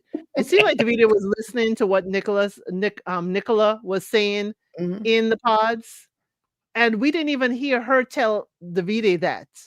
And I'm wondering if the game plan was he knew Nicola wouldn't want to lose. True. Okay, he's competitive.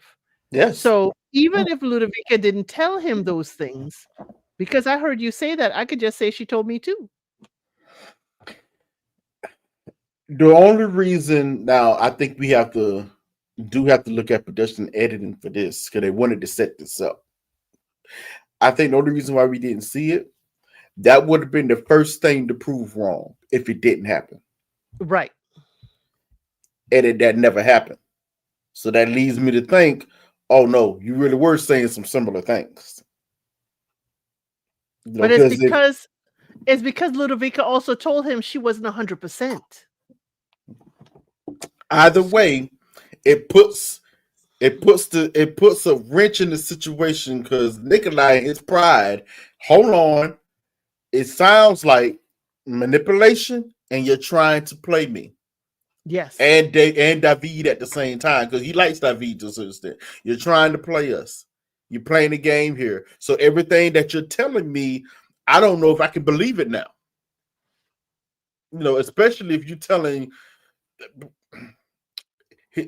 Here's where the difficult part of this show comes. If you're stuck in a triangle to a certain extent, let's keep it real. By the time you get to day 6, 7, you're talking to this person for hours, you're going to start telling personal things about yourself. Yes, sometimes the same personal things. And connecting on those things.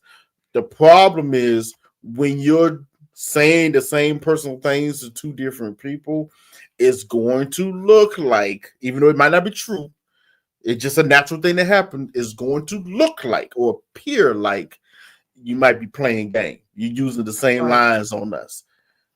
And no one, man or woman, likes to feel that way, that they might be getting played or some way, shape, or form. So when Nikolai started feeling some type of way, I get why he was feeling that way. I understood why David did what he did. And Ludovica had no idea it was really coming. And then she hurt herself when she did that whole tree situation because it was something that they had a share. They connected on with the tree and not having one wanted to decorate. Herself, he calmed all the way down when he came in to tell her the what for. He saw the tree and he said, "Oh." Well, two things are true. It calmed him down, but it also confused him. What you said, I'm confused because it looks like manipulation. You're using something that I told you to elicit some type of emotional response from me, and it's working. So now I'm confused. But she don't know you're coming there mad. She don't. But that was the whole beauty of the situation. Yeah. David played it in the way to make sure this is manipulation. David played it in the way to make sure that he was going to be her only choice out. Yep. Yep. Because Nicola was coming in mad. He's coming in hot. And yet, even David,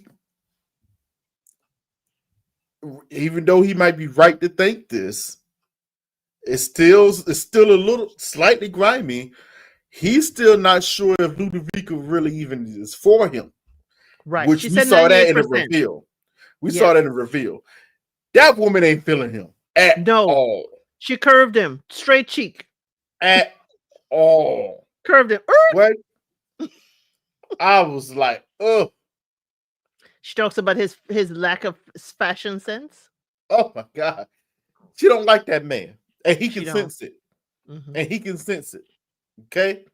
But David understands he's in a situation where, even though I'm calling this out, because I'm actually giving y'all behind the scenes in this in my mind, I'm calling this out, but the way this is playing out, there's some things coming up that could hurt this, but the way this is playing out, he's going to look like the wrong one in the end. Because the moment you met him, you knew you didn't like this man. Why are you dragging this out for this long? Because I need somebody to attach to so I can go see Nicola. And that is the issue. That's why I said he knows this. and he's playing it like it. Even And when it was then at that mixer. and then at the mixer, she tells Nicola that she has been thinking about him up until yesterday. He has been on her mind. Listen, He's like, and you have a man, and your man is right over there. And he's like, listen. then I think you made the wrong choice. He went into his player mode. I'm gonna tell you right now. I'm gonna tell you right now. Is that attractive, That Trey? whole to some women, yes, it is. No, to a man, for a woman to What? tell you have been on her mind and her fiance is over there. It depends on the type of man you are. Okay. You know, if you're a playboy like that, whatever, yeah, you probably gonna take it down either way. But to me, Nikolai was looking at her with utmost disgust. Yet she read that totally different. But he was in this moment, ladies and gentlemen, when a person is looking you dead in the eye and they're telling you, I don't believe you. It's because they are seeing something in you. They can see the lie on your face. You are trying to convince this man that you are all in on David when we the audience heard out of your own mouth, your own confessional, saying that it wasn't all that 90%. It's getting better. No, you don't like that guy. And here's another guy looking you dead in the face, looking you dead in the eyes, like you don't like him like that. I can see it in your face. No, I do. I do. I don't It's believe not you. just that, Trey. It's the close and it's the quiet, calm. I don't believe you. I think he just looked at her. Look, you still about me. You like me. You. And he didn't say that now. He didn't say it, but that's what his connotation was. But you don't want him. You don't want him is also the connotation of you want me. I don't think. Well, that's probably true, but he don't want her. He definitely don't want her. No, but that leads us back into Karen Bird behind. She's the second bird of the international season. Now we got Bird Karen. She's a big bird. Let me tell you how she's a big bird. The whole time,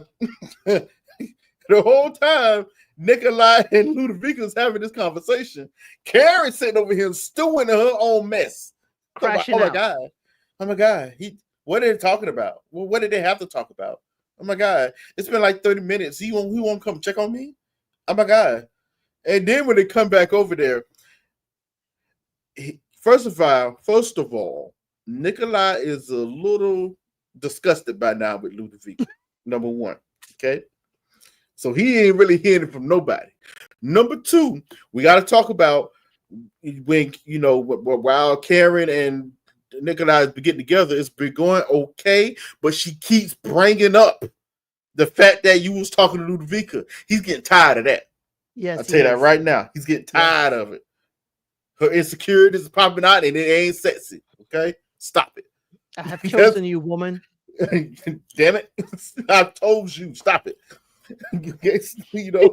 But y'all, when she started crashing out, he said, I'm gonna need another room tonight. before she fully crashed out, before it was a full-on crash out, she's like, you didn't even come talk to me. You go, I ain't sleeping in this room. Yeah. No, I ain't sleeping. I wouldn't either. Oh my God. Are you serious? But you just met her. How much of that would you even know is coming? Now, wait a minute. Now, I will have to give. No, I can't even give him bail for this. This is all Ludovica's fault. Because play it back and watch very carefully. When Ludovica got finished talking to Nikolai, she walked back to David. And she told David, oh yeah, we was having a conversation. I don't know.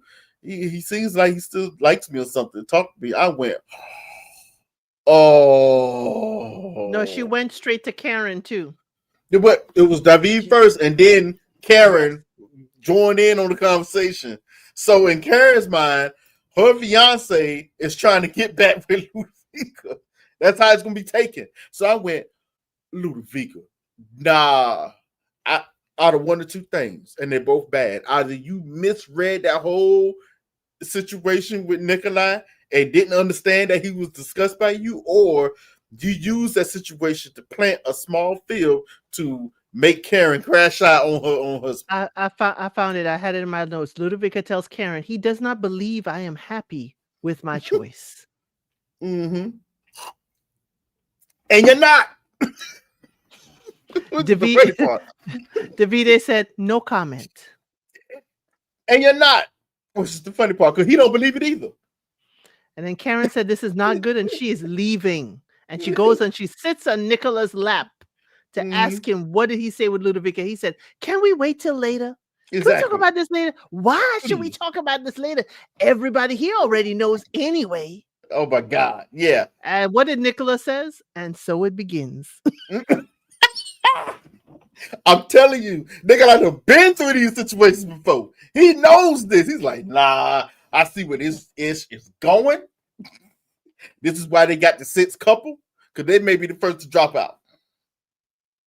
Nigga, like, I'll be like, you know what? Nah.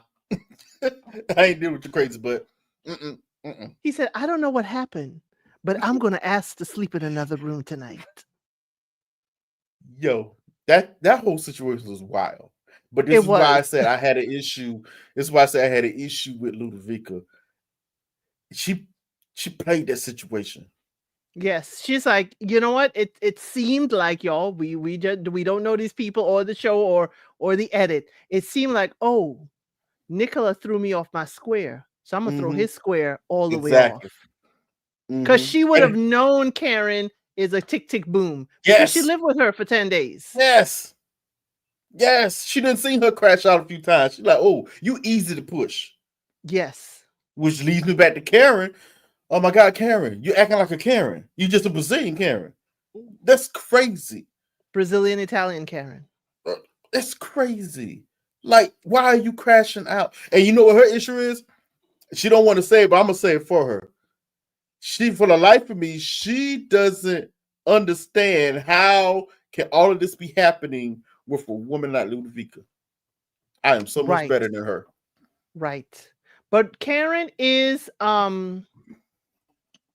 older. Karen is 35. Remember, she's a tattoo artist. Nicola is 30 and Ludovica is 31 and Davide is 37. So Karen is probably, here's the thing with Karen, and here's where I may feel for her. It's kind of like Parmi. I have migrated here. You don't know what her integration into life in Italy is like.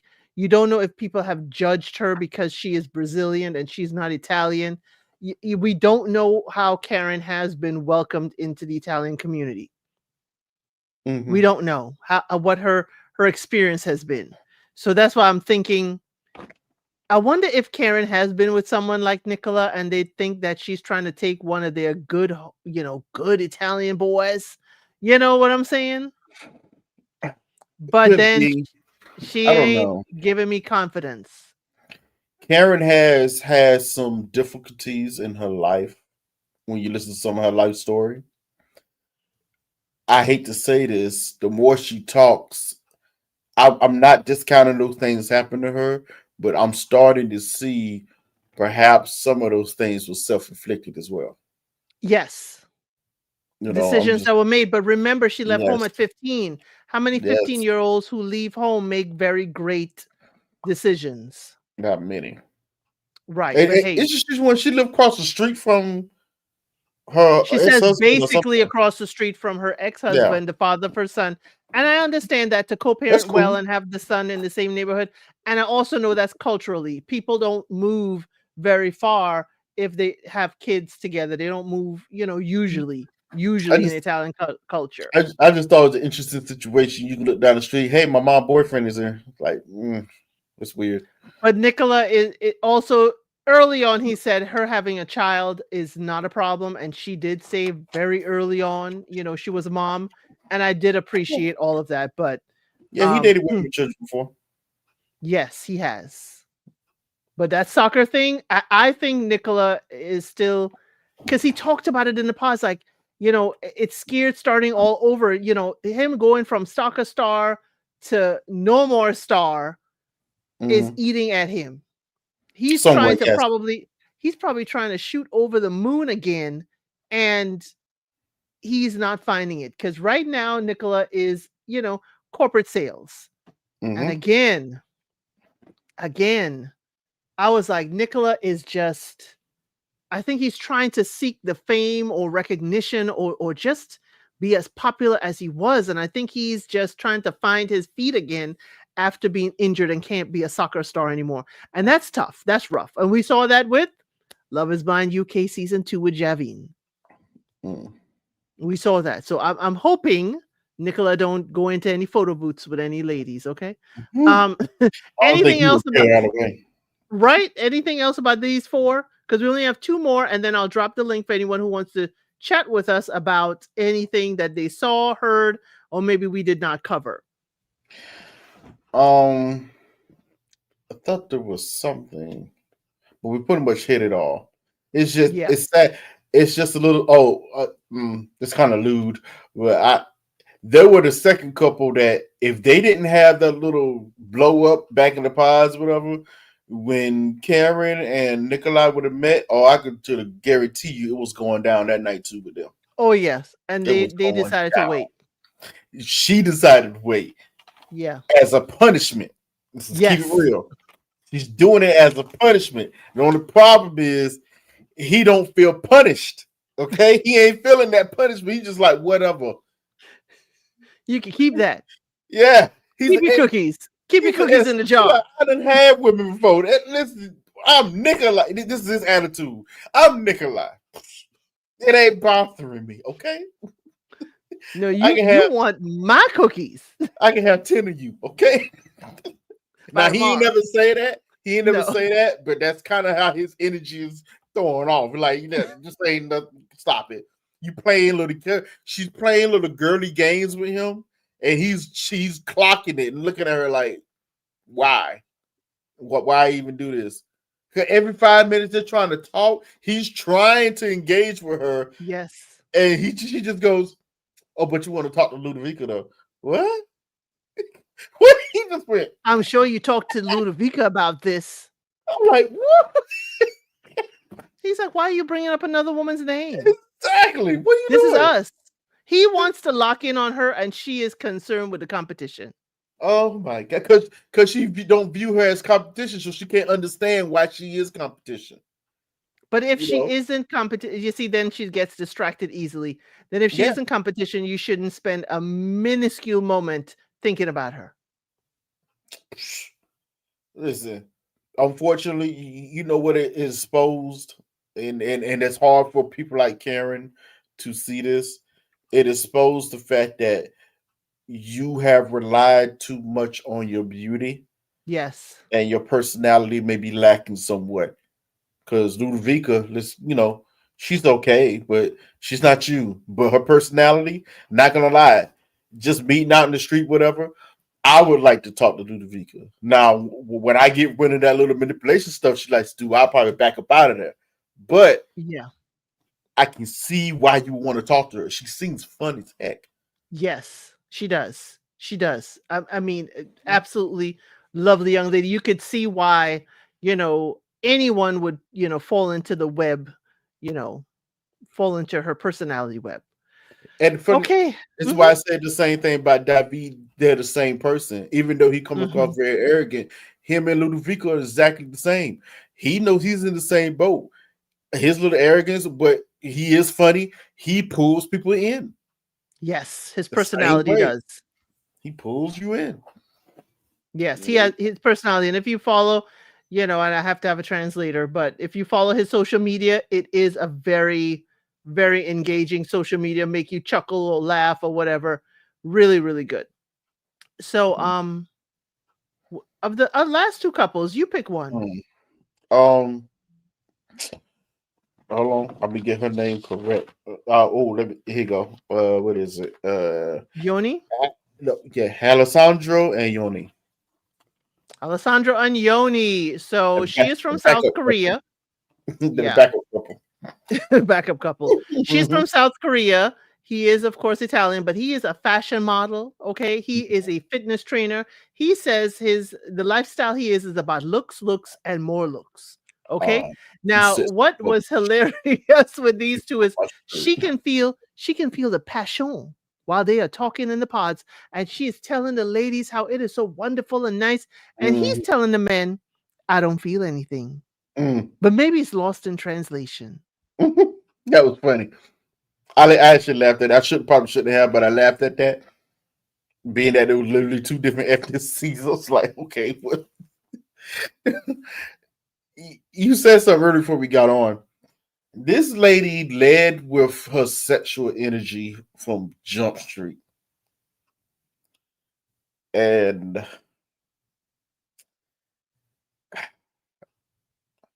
there's nothing wrong with that, ladies. But at least for a guy like me, to most men, it's gonna drag him in. Because they did with Alessandro eventually when he finally caught on that she was throwing some bots at him. Yeah. He was all in then. It's getting hot But in here, he said. He yeah, said it's getting hot in here. yeah. But for most people, especially in a situation like this, yes, sexual energy is good. It draws you in. Be cheeky, be cute, all of that. But show some substance as well. And I think she has it, but she just hasn't shown it. She had substance. She said that she wants her children to grow up knowing both their Italian and her South Korean heritage. She talked about how her parents being older, she really wants her child to grow up, with her parents as grandparents. He too, his family lives right up the road. He couldn't imagine living so far from his parents. So again, I mean, they are connecting on the family part. But when he was kind of pulling back from her, she threw the cookies out the jar at him. Mm-hmm. And I was like, yeah, that was bad look. Well, I don't know if it's bad looking like it's actually worked, but we'll see going down the road how can this be sustained. But my thing was I'm gonna blame this a little bit on editing. It made it seem like they didn't have anything really in common because that whole conversation about the families and when she actually got vulnerable, what she want her family to look like, that was basically the last day. The way it made it seem like way later on. So it made me think like, well, what were y'all really talking about before then? Just booty calls and stuff. Y'all been talking for hours, so y'all had to be talking about something. So that's what I'm saying. On that one, I'm gonna blame editing. But like I said, I think this was the well, there's a reason for that. yes. This was the backup couple. But it's not only that they had a reason, whether it was family emergency or something, there was a reason they couldn't go. I think that's the show reason. I'm gonna be honest with you. One of these main couples is probably going to have been dropped out by the time we come back, and it's probably going to be Karen and Nikolai. And they usually when they go through this, they gotta have 5. They gotta have 5 couples usually. So when we came up with 6, I went, somebody gonna drop out. And it's probably gonna be Karen and Nikolai. But not only that, looking at the schedule, we only have 1 wedding episode. Yeah. So somebody dropping out. Karen looking Nikolai at the scheduling. Is going to be gone by the time we come back next Monday. Oh yeah, somebody gonna be gone in the first 4 episodes, but yes. I just didn't like that with them. I didn't like, what she kind of threw at him. But you're right, we didn't see a whole lot of their courtship. Other than he really wants to go to South Korea. He said it is on his bucket list. And, he was like, yeah, I don't know about her. But he curved her on the reveal tray. He curved her. She had the lips all puckered up and looking up at him because, y'all, he's like 6'5" or whatever. And she had the lips all puckered up, reaching for him. And he, nope. Well, I'm going to shoot some bail. I mean, he was trying to, his neck, you notice his neck was at a weird angle. He's trying to bend down and kiss his woman. Do I bend at the knees? Do I pick her up? Do I bend my neck? His neck was but he picked her up and he still didn't kiss her the first time he picked up. We were just forehead to forehead, nose to nose. Some people aren't that. Yeah, I am shooting him a lot of bail on this one. Some people aren't. Yeah, I am. I know I am. Some people are just not that forward. You just meet somebody for the first time. Who let me kiss you? Even though the show is telling you, but hey, get some kisses in. Now, but he really, here's where I'm also give him some bail on this one. He did not propose really. He asked her to continue this journey with him. And then he proposed at the reveal. Yeah, but he didn't really propose. You know what? At first, I was like, "Ooh, that's concerning," but then I actually liked it. And the only reason why I actually liked it is because he wanted to be the actual proposal when I meet you, when I've been on this knee, actually have it mean something. Because it always thrown me on this show.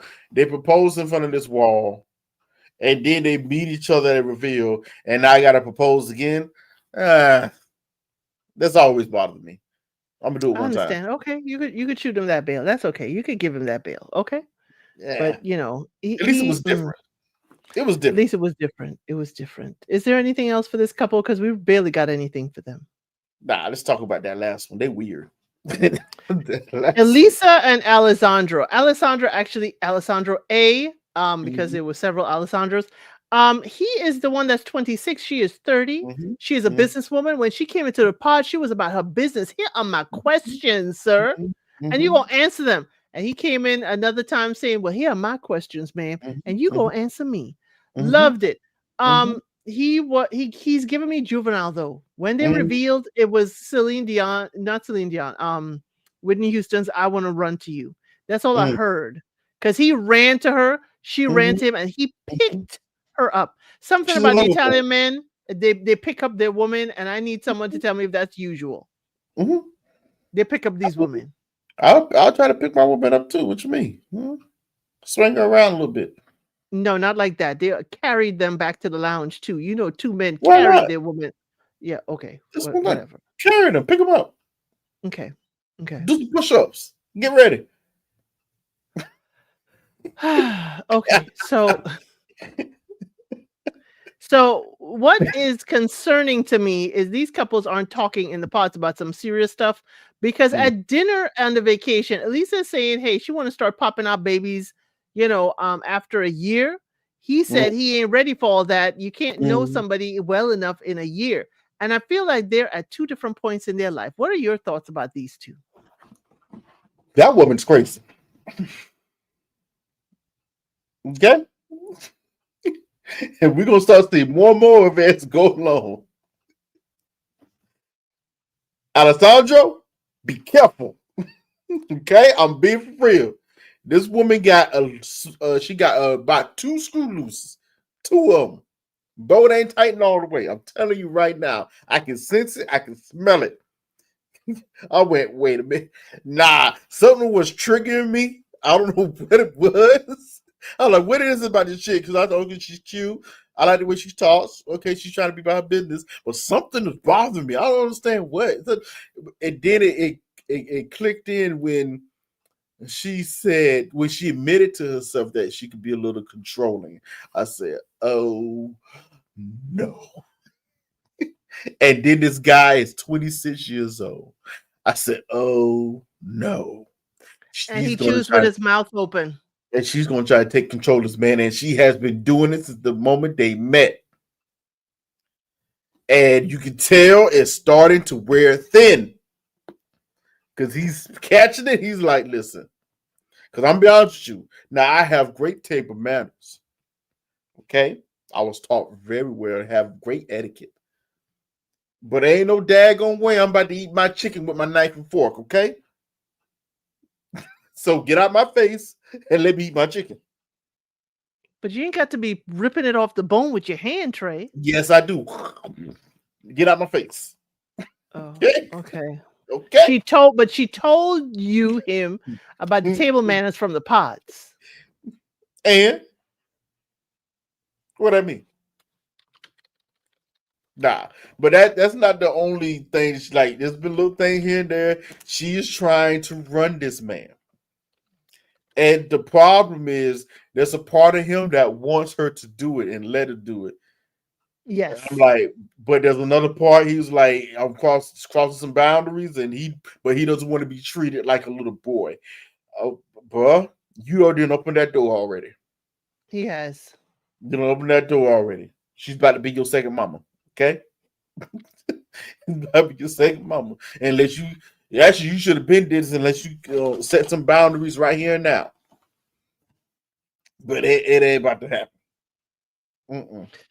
Yeah. A little bit. We learned more about his, childhood, his father, why he became a cinematographer is because where his father worked, with the reels and everything, with the cinema.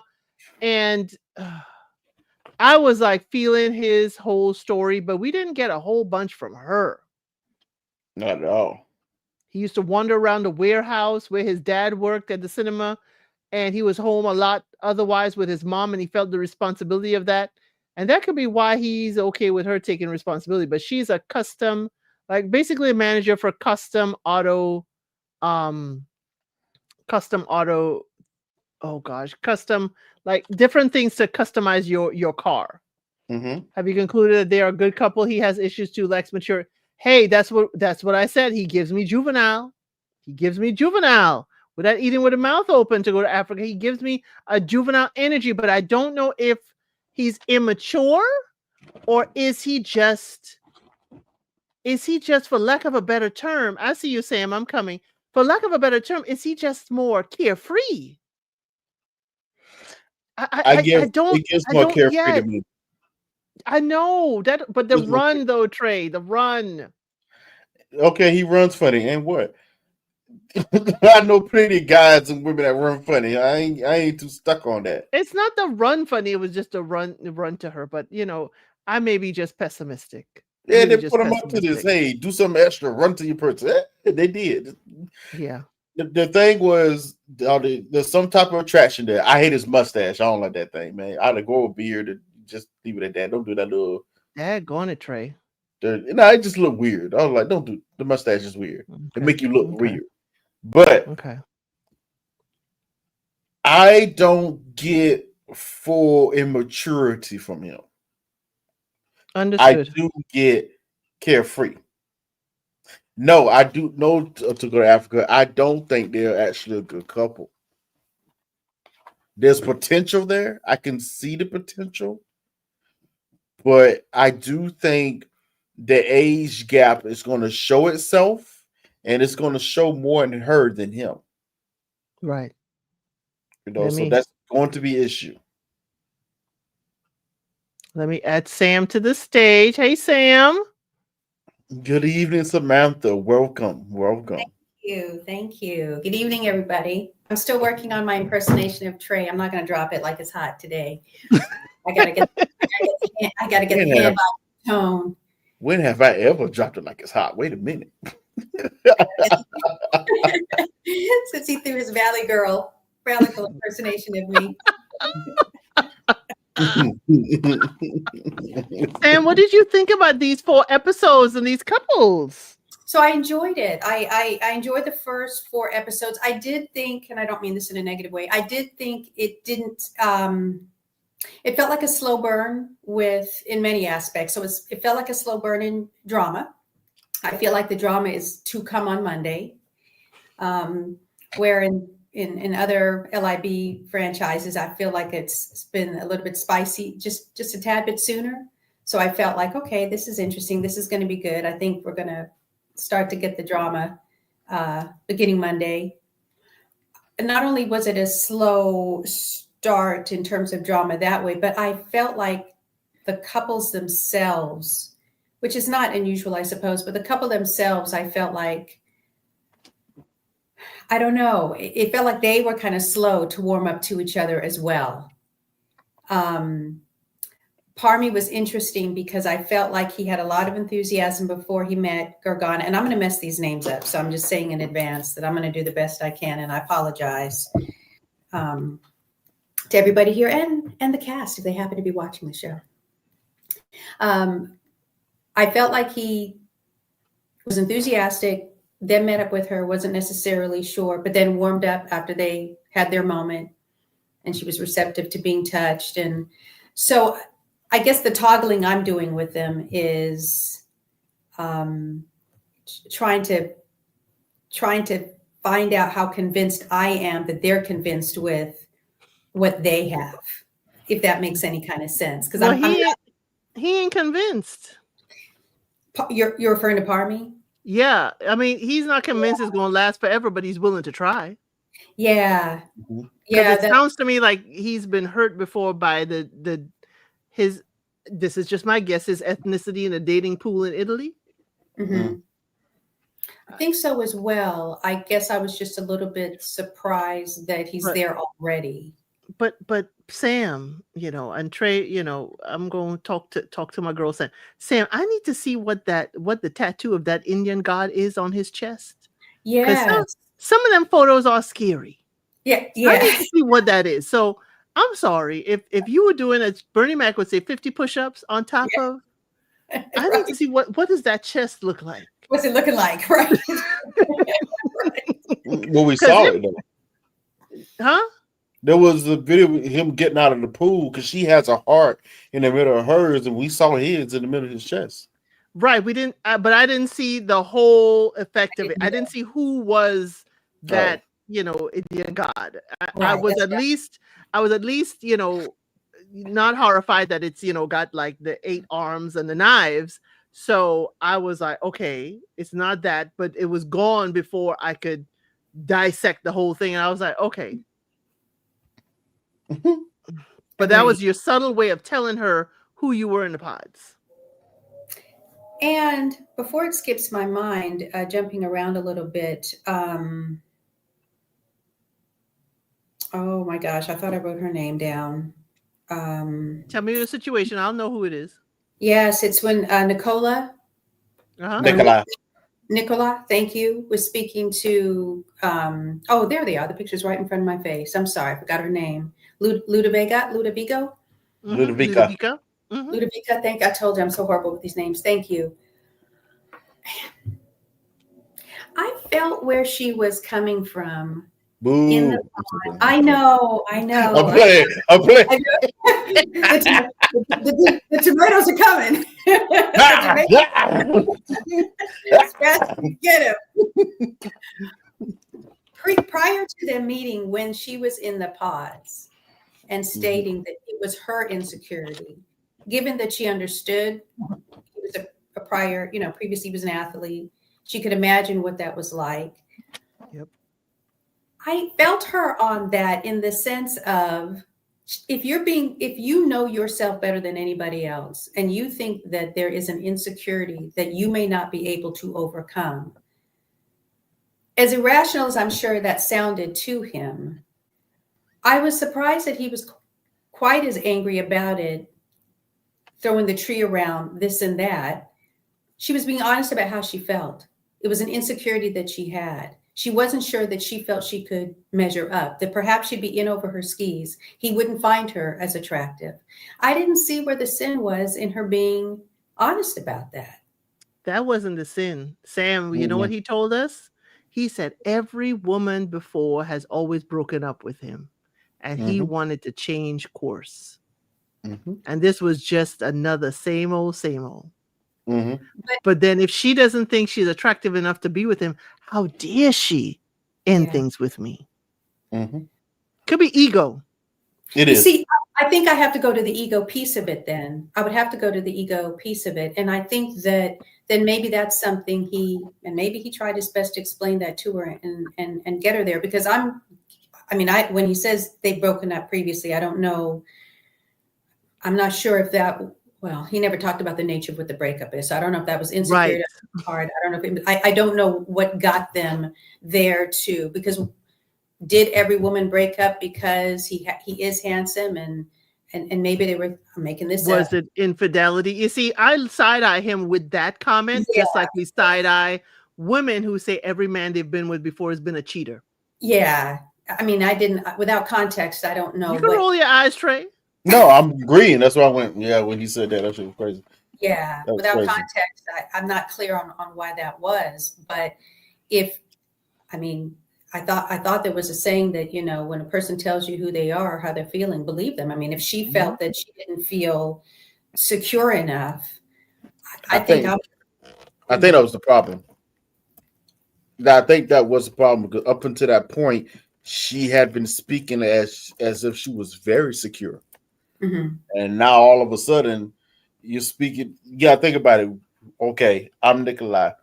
I've been talking to one woman. She's been number one. I've been honest with her, and she flipped out on me for honesty. Okay, whatever.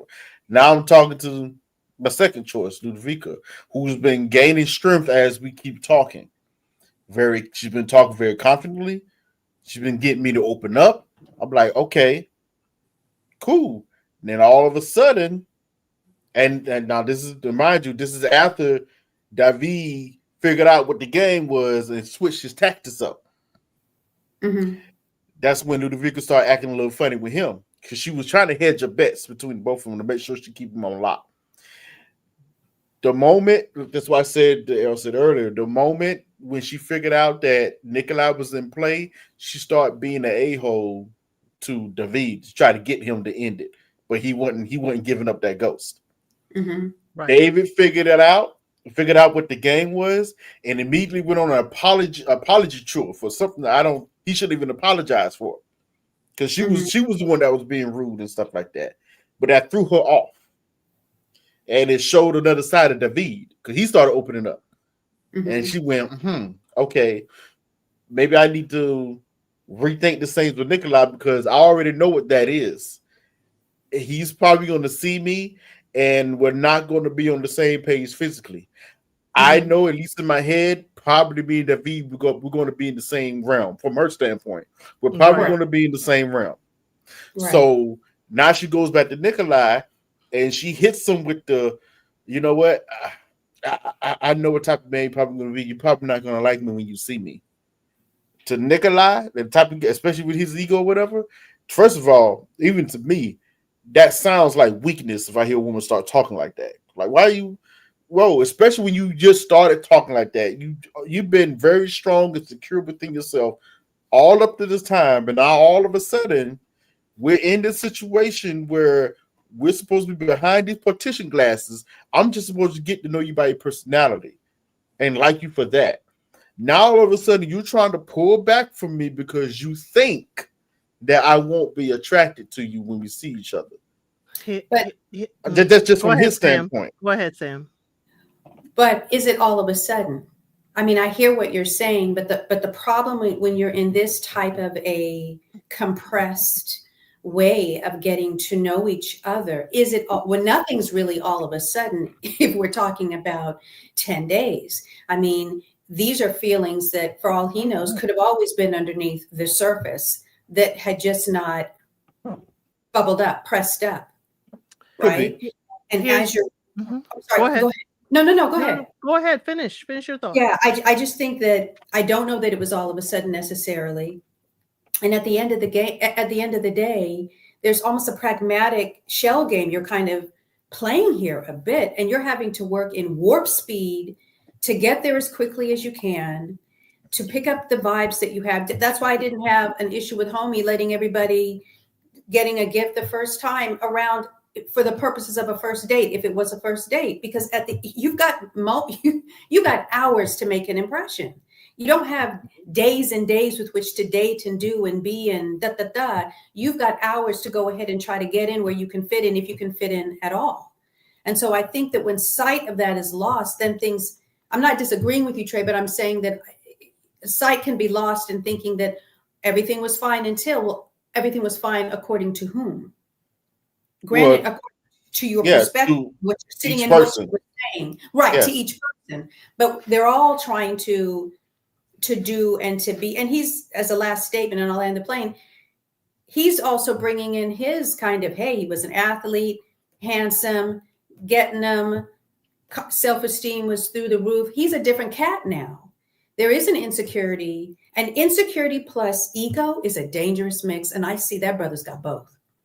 Oh yeah. What I was going to say, Trey, is that looking at the route with Nicola, Karen, and Ludovica is dating Nicola. I don't think she thought she had a huge chance with him, but she was going into it like, okay, I'm dating him. I'm just going to be myself, see where things go.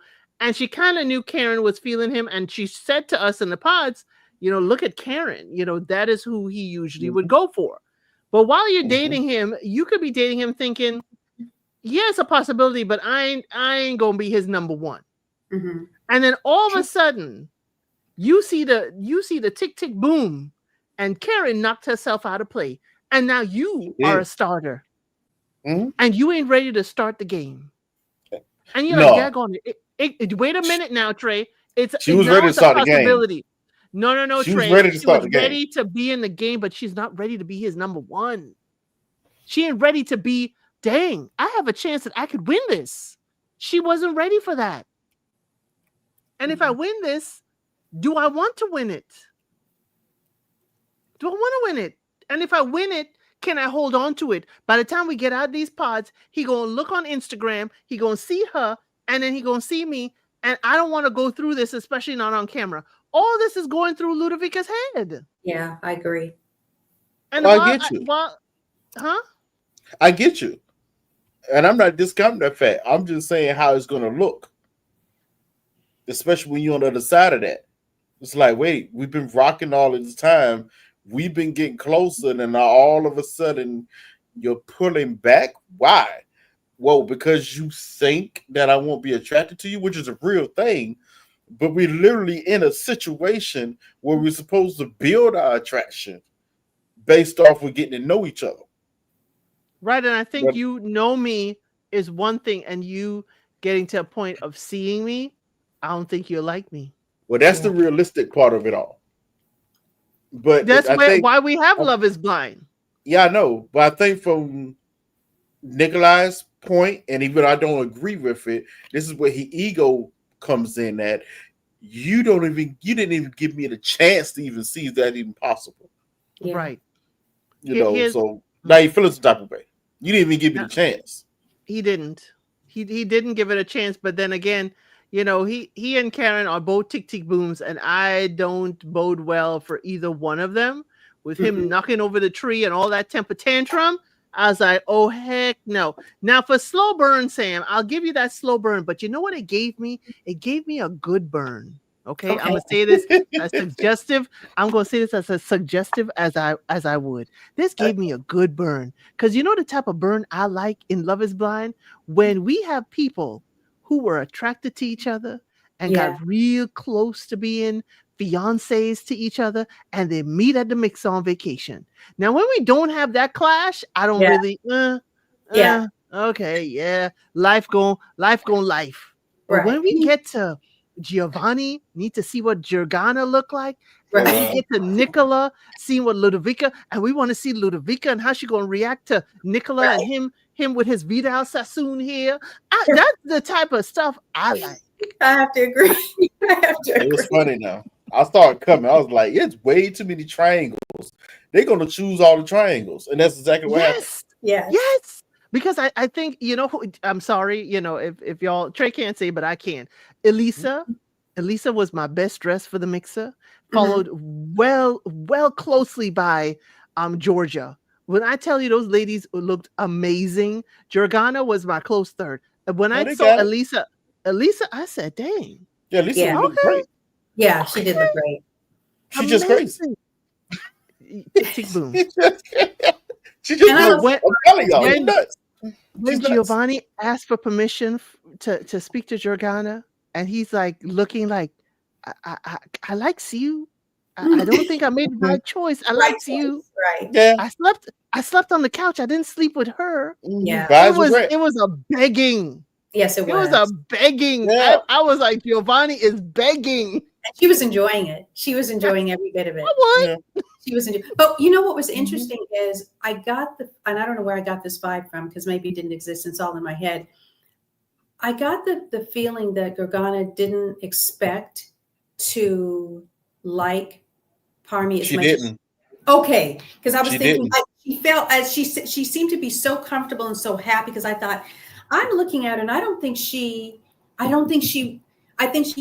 accepted the proposal with some uncertainty, wasn't sure what the reveal was going to be, and then gets there and then really is happy, like really is, which is what I think gave her gave her that swag and that energy to, no, I don't have anything else to say. I said what I had to say. To me, Georgiana was the most confused out of the women.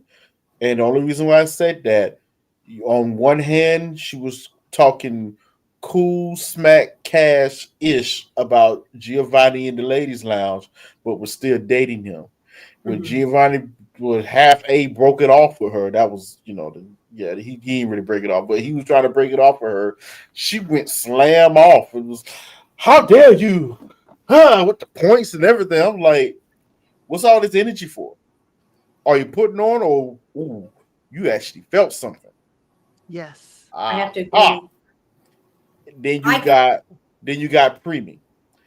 That tells me Giovanni was actually the first choice for her. Yes. Giovanni was the first choice. Yes. When he left her, she was left with Preemie, and so she was worried. Yes. She was worried. And I felt like Parmi was a rebound. That's exactly the vibe it gave. I do agree with that. He felt it too, if you noticed. He felt it too. Yeah. Until he saw her. Yes. Until she saw him. But again, he felt a little skittish too, even though he was saying all the right things at the mixer. He felt a little skittish. Yes, he did feel skittish. I picked up on that. I think that when she saw him and saw his million-watt smile, she perked up and was happy. She's like, "Oh my God, I lucked out." I lucked up, and that's what it was. It was a luck out. She felt. I lucked out. Mm-hmm. So now she has the real estate to talk smack to Giovanni like she did at that mixer. That's correct.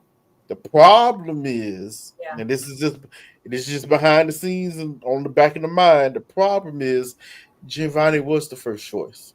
Yes, and that's always going to be there. And that's going to be there. Now, what did y'all think about Alessandro? Alessandro, I'm sorry, but the baby of the bunch. Okay, he's the one kind of calming everybody down. He talked to Georgia. You know, he really likes you. He's the one talking to the other spouse, the other fiance, while the other one is talking. I'm like, this is why I don't understand that he's immature comments. Because when you watch him, he's the only one that's actually floating in between everybody, calming everything down, reassuring everyone, reaffirming the women in their choices. That's a very mature thing to do. And doing it well. I said juvenile behaviors. He has juvenile behaviors. Yeah, he's 26. Exactly. So I'm not saying he could be mature, but he has juvenile tendencies. It's like, okay. He's 26. Okay. I understand, Trey. Yeah, I guess I didn't put anything on it other than I just remember the only thing I recall about the two things that stand out in my mind when I think of those two. I thought he was, this isn't going to make any sense, but I don't know how else to say it. I thought he was age appropriate. I thought he was, I knew he was in his mid-20s. I didn't put anything on it one way or the other. I just thought, okay, that's, he's in his mid-20s. He's excited. He seemed, I would have to say too, sincere in his excitement in the men's lounge. I liked what he had to say in the men's lounge. There wasn't anything about him that he didn't rub me the wrong way. I didn't necessarily put anything on his actions one way or the other. If anything, Alyssa, if I'm saying her name correctly, I couldn't understand why she kept screaming out his name at the mixer. She was drunk. Yeah. She was drunk. But she constantly wants to gossip with him. And I hope she doesn't put him gossip like one of her girlfriends. Like, Alessandro, she said Giovanni slept on the couch. Alessandro, did you hear? Yes. Alessandro, they are going to be the pillow talk couple. Because I'm telling you, screw loose. Mark my words. I'm trying to tell y'all, I can recognize them. She got a little screw loose. I probably apply the juvenile actions, at least at the mixer. I may more so target those towards her because he seemed to be just A-okay at the mixer as far as I could see. Well, he does have a problem that he says she is a firecracker that puts him in his place, and he likes that. Yeah. Up to a certain point. Up to a certain point, there probably. Yeah, this is going to be interesting. Up to a certain point because he's already complaining about that. Yeah. Same thing with Giovanni. He said he like that little firecracker too to a certain point. Yeah, I'm telling y'all, listen, I tend to go with more spicy women. I've always been that way. I like a woman who is very independent and can stand her own 2 feet. But it has to be a limit to it. You ain't gonna be talking to me every kind of crazy way. Like, hold on, who you talking to? Relax. But yes, I get their choices. I would, personality wise, I would probably be drawn to maybe Elise, or even though I don't like her like that, even though Ludovica, I would be drawn to that. Mm-hmm. But there has to be a limit on it. Yeah. And these guys have not set any type of limits of what it's going to be. It's just going to pop up. And there, unless, as I said earlier, there would have been the opportunity for that limit setting, but there was just not enough serious conversation in the pods to kind of get them there. Everything was just well, not everything, but it felt like a lot of things were very just kind of superficial, caught up in the excitement, but not really getting into the weeds of the questions you really need to be asking post pod life. And then, and you're still not really getting into that at the mixer necessarily, because their mind is half in the relationship, but it's really half in, okay, who am I going to meet at the mixer? What am I going to really think about the person or people that I didn't think were a match for me? Am I going to end up regretting that moment in time? Did I miss out? Did I move too quickly? Did I judge too harshly, too quickly? That type of a thing. So really not until they get out of the honeymoon of it, or pre-honeymoon, Well, unfortunately for this show, a lot of times, especially this season, these couples, no one has really gotten deep like that besides Pyramid and Gorgana. Jorgana. And I think theirs was by necessity because of their family situation. Mm-hmm. But if you think about it, they were the only couple who actually dig into some deeper topics. Yes. Everybody else, at least from what we saw, is very surface. They kind of touched on a few things, but it was actually very surface. I think that's a great point. It seems like, you're right. It seems like couples that know from an ethnic / race perspective, there may be something there. They understand that there needs to be some sort of a conversation. And I'm split on how I feel about that, because if it's Love is Blind, I would think even that is not appropriate. I mean, as someone said earlier, perhaps, Samantha, that's not necessarily, or Sam. I could go either way, especially with Trey's, oh my God, yeah, I'm so upset about that, impersonation of me. So it could go. I forgot. Sam, it's because of you. I was asking, to find out if Italian men, if they usually pick up women, Oh, right. I was thinking that. I was like, I had a perspective on that, because I'm like, at 4'11", I'm always picking up. I know whatever comes to my level. Run around all the time. Right. So. They pick them up and carry them back to the lounge, or pick them up, spin around. I said, yes. Hold on. That is. Did I hear that correctly? You're 4'11"? Yes, you did. Yes. Yeah. You a little thing. Oh my gosh, Trey. If I could smush you through this camera. Smush you through this camera. What you mean? That's so cute. Oh. That's why I didn't know. She's a grown woman. She's a grown woman, Trey. Listen, don't be immature. I'm not being immature. Listen, some grown women like to be rocked. Listen, don't even play like that. Every now and then, a grown woman like to be treated like a little princess. Hey, baby, let me take you to bed. Boom. Crawl up into me. Don't act like you ain't ever crawled into Mr. Elson's shoulders for night to night. Stop it. Okay, stop it. Yes, you have. Don't even try to play us like Mr. Elson. We need you now, sir. I'm a woman of a particular weight. And what that mean? and I bet he can still toss you. It don't matter. That man love you. He said, "Come here, girl. Let me pick you up. Show you how strong I am." if they're kind, at least these guys were kind, because I get that they pick me up and then they wrap my legs around their waist. That's the thing. I'm like, excuse me, are you reaching for my legs and wrapping them around your waist like I'm a 5-year-old? Wait a minute. They're trying to hit you with the baby. Hey, let me burp you a little bit. That's crazy. That's crazy. Hold on now. I ain't never did that. Wait. But Alessandro B did not say how tall he was. He said, I'm tall enough. Oh, he's a tall guy. Yeah. Yes, he is a tall. She's like, how tall are you? Yeah. Tall he's enough. He's a skyscraper. He's a sky because she didn't look short. And I said, and I'm always comparing things by my little height because I'm less than 5. I'm like, oh my God, that man's got at least be 6'5", at least. Yeah, he's up there. He's up there. At least. So we find out in the previews that many of the parents don't know either about the show or don't know the show entails marriage. Yeah. What do y'all think about these folks not telling their parents that it involves marriage? Because they know they're going to be very judgmental about the choice that they made to come on the show in the first place. A lot of them is not going to okay. Outside of being a spectator and loving watching this stuff and whatnot, let's keep it for real. Most people, especially of an older generation, they're going to look at this show and not take it seriously. If you're going to be looking at marriage and this and that and third, this is not a serious route. It's going to be hard for them to see it that way. It's going to be very difficult for them to see it that way. Actually, I think that's going to be the main issue that Permy. I'm sorry, Permy. I think that's going to be the main issue that Permy is actually going to be facing with his family specifically, not just because she's not dating an Indian woman. It's the fact that you went on the show.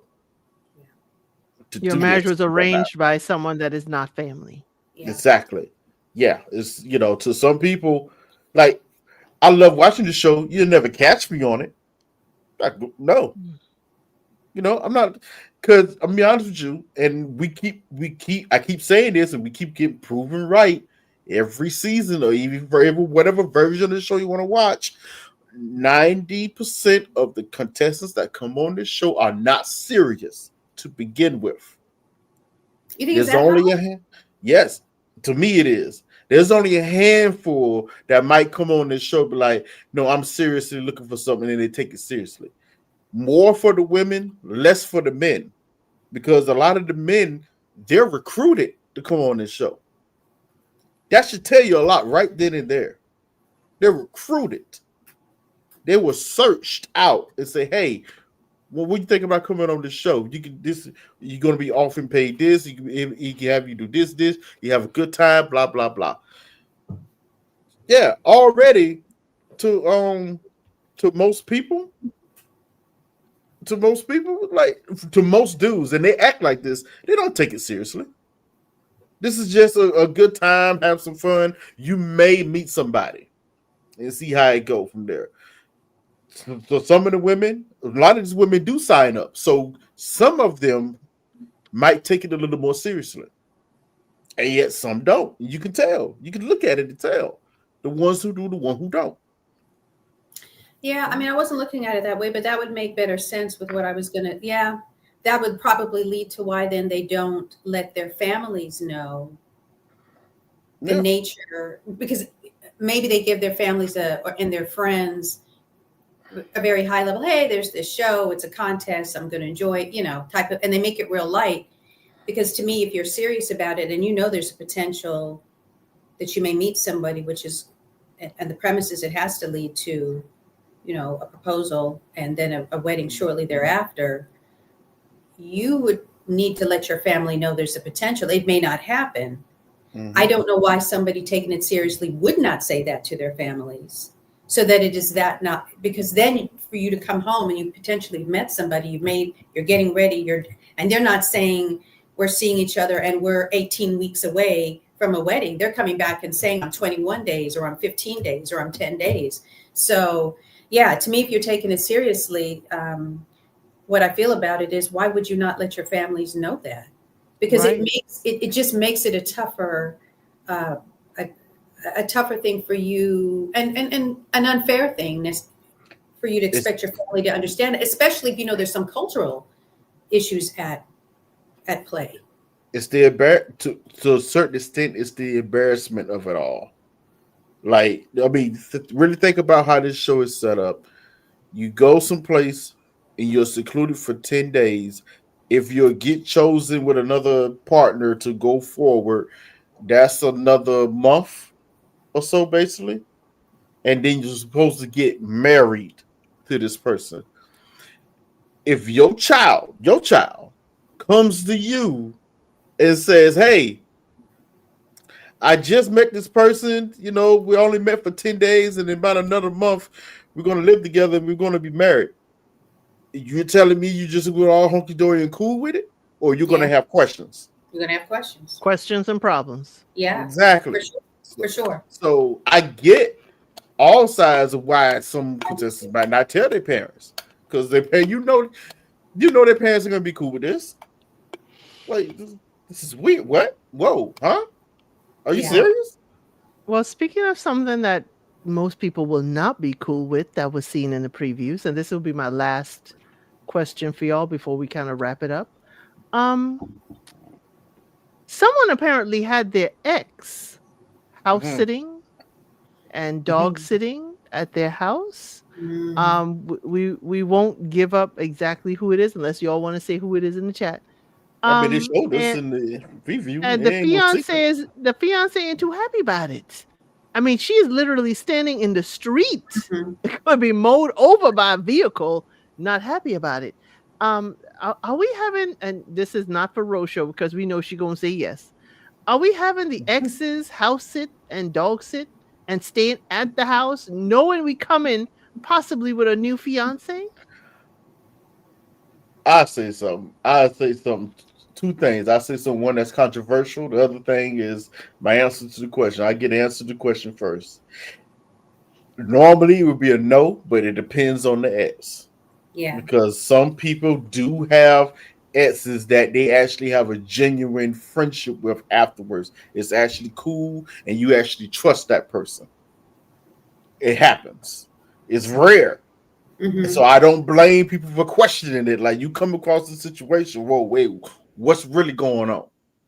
I get it. The other half of that particular lady in question, she's only mad because she didn't do it first. Ouch. Ouch. Ouch. Like, wow. I kept saying they're the same person. But again, if she didn't want him, it's an easy out. I wouldn't have, crashed out over it. Like, oh, I can't deal with this. Bye. Ego. Ego. Everybody got some healthy sense of ego. Ego. Yeah, it could be the easy out, but your ego. I can't go out looking like this. Yeah. Sam? My answer to that would be probably Trey's first answer. I think it depends on the nature of the relationship. An example, I'm a CNN junkie. There is an anchor called Anderson Cooper, who's an anchor on the show. And he and his partner are split. They've been split for quite some time. But Anderson, through a surrogate, had 2 children. And when he's out and about and on assignments, this and that, it is his ex-partner who takes care of the kiddos. Unfortunately, Anderson's parents are no longer with us. His brother is no longer with us. Right. So he doesn't have immediate family. The closest person is his ex. And the nature of that relationship is such that he trusts I think he joked about how his ex was the first to see his son take his first steps because he was out on assignment. So I don't want to be quick. I mean, it's the visceral reaction is to say, no way, that's crazy. But I think the other side of it is they may be few and far between, but there can actually be a relationship between exes that you wouldn't believe and you wouldn't imagine. But on the nature of what they had as 2 people and on the nature of what you may or may not have as a family support system, maybe that was the person you could trust with your pet. So I see both sides, which is not really answering your question, Elsid, and I'm sorry for that. No, you did answer my question because I have an unsolicited advice, not coming up, that the ex is allowed to move in because they're running on hard times, and they the person being helped fell in love again with that person. Oh, You know what this sounds like? This sounds like that actor. What's his name? Black actor. He's married to his wife, but the ex-wife lives with them. yes. I know his face, but so his name. He was in. You know him. He was in. Oh my gosh.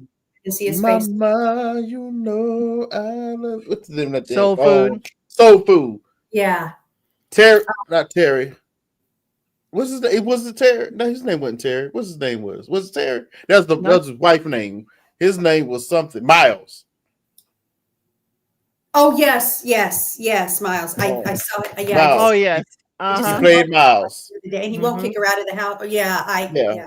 But he's in a situation where his current wife, he's married to his current wife or whatever. Michael Beach. Michael Beach, yes. He's married to his current wife, and he himself said if he would have told him 15 years ago he would have been in this situation, he would have never believed you.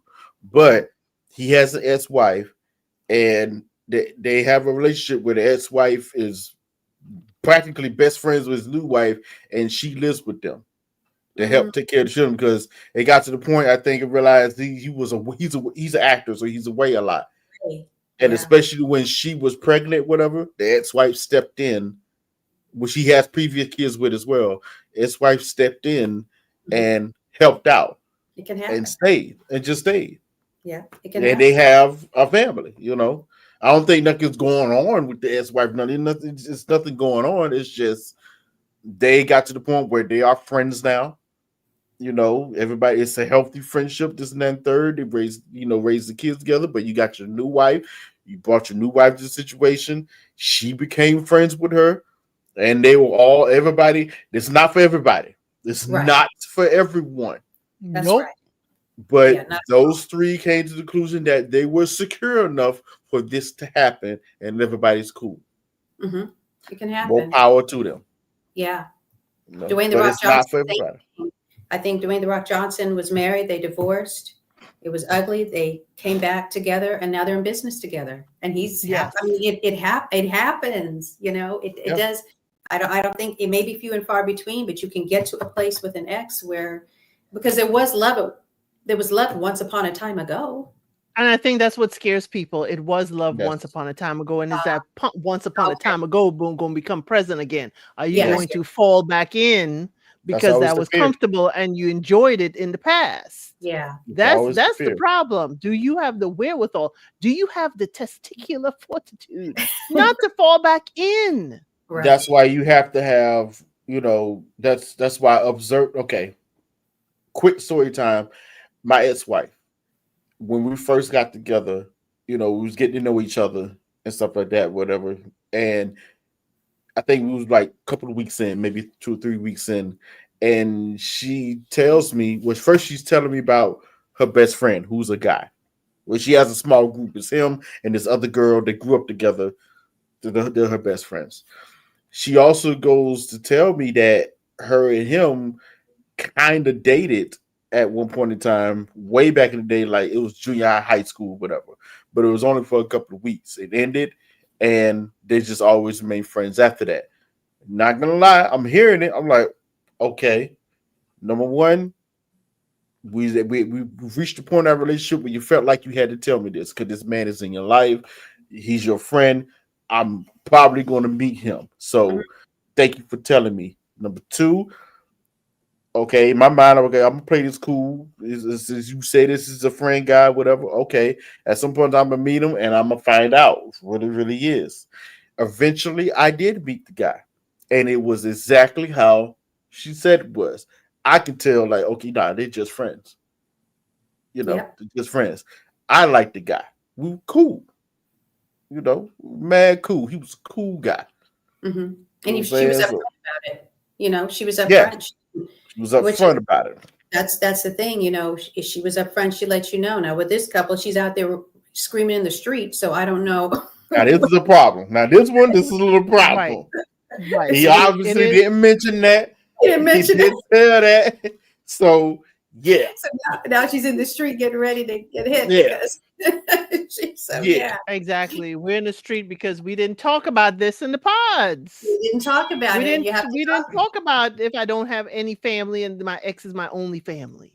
There So it Now, is. I'll be honest with you. Now, I'm going to say this. Well, let me put that the public service announcement first. You should especially in all matters, but especially in a matter of this nature, you should always be honest and upfront about what's going on with you. Now, here's the messy part of this, the drama part. We're in a situation where we in a competition, this drama. You're not going to be honest with everything about your life. Not every aspect. Big something. This is a big it something. Is. You can even send her a text and say, move out. Right. Don't be there by the time I showed up. You know why? Because it wasn't a big deal to him in the first place. Right. It wasn't a big deal to him. Yeah. Because if he really was trying to hide it for real, yeah, she probably would have been up out of there. Hey, I'm bringing somebody through. Get up out of there. But it don't look good. Of course it don't. And that's the real point about it all. It don't look good. Now he gotta be in a situation where he gotta explain this. It's like, yo, she's just a friend. We dated. We remain friends. It's not a big deal with me. She's someone I trust. You know, which we're gonna get caught up in the situation of this. But I'm gonna look at it a little deeper and be like, that's someone he trusts. You should be talking to her. Is she willing to come on camera? Let's talk to her for a minute, see what's really going on over here. Yeah, because she really know where the body's buried. Yeah. Do you live here on a regular? There's so much she could tell you. So much, as you said, Sam, observing them together would tell you. So maybe we need to go upstairs and not stand in the middle of the street. In the street. But let me get y'all last thoughts on these first 4 episodes, and what are you looking forward to for the next 4 episodes come Monday? Sam? I am enjoying it. I'm very much looking forward to the next 4 that I'm guessing it's 4 that will be dropping. Yes. And I'm anxious to see.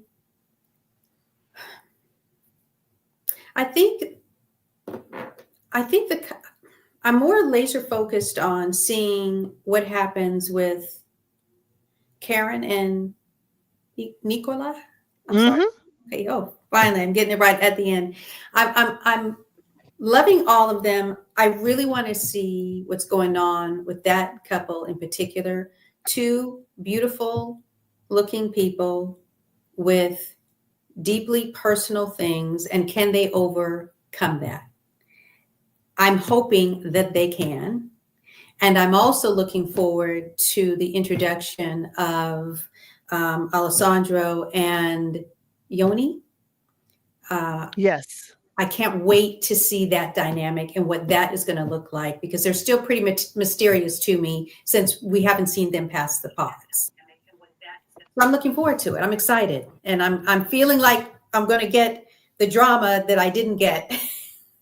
Oh, yeah, you're going to get the drama because it is 4 episodes. Episodes 5 through 8 come Monday. Then Monday, December 15th is episode 9 alone, and then a reunion the following week. I did December not know 19th. that until you and Trey said that. So they're going to wrap up everything in 60 minutes. The searching for the dresses maybe the dresses and stuff will come in these last 4 installments, but wow. Yes. I think a lot of couples are going to drop. Yes. Flies. Ooh. We're going to meet the family, go to your house, and shop for dresses and tuxedos, all in one group of 4. And then the last episode episode 9 is supposed to be the weddings and the bachelor parties. Well, that's one episode. I mean, we have never done 9 episodes in a Love is Blind. No. With a 10th being the reunion. Yeah. I think only 2 Nikolai. Yes. Only Nikolai and episode 5, Nikolai and Karen. Done. Probably between 7 and 8, Ludovica and David.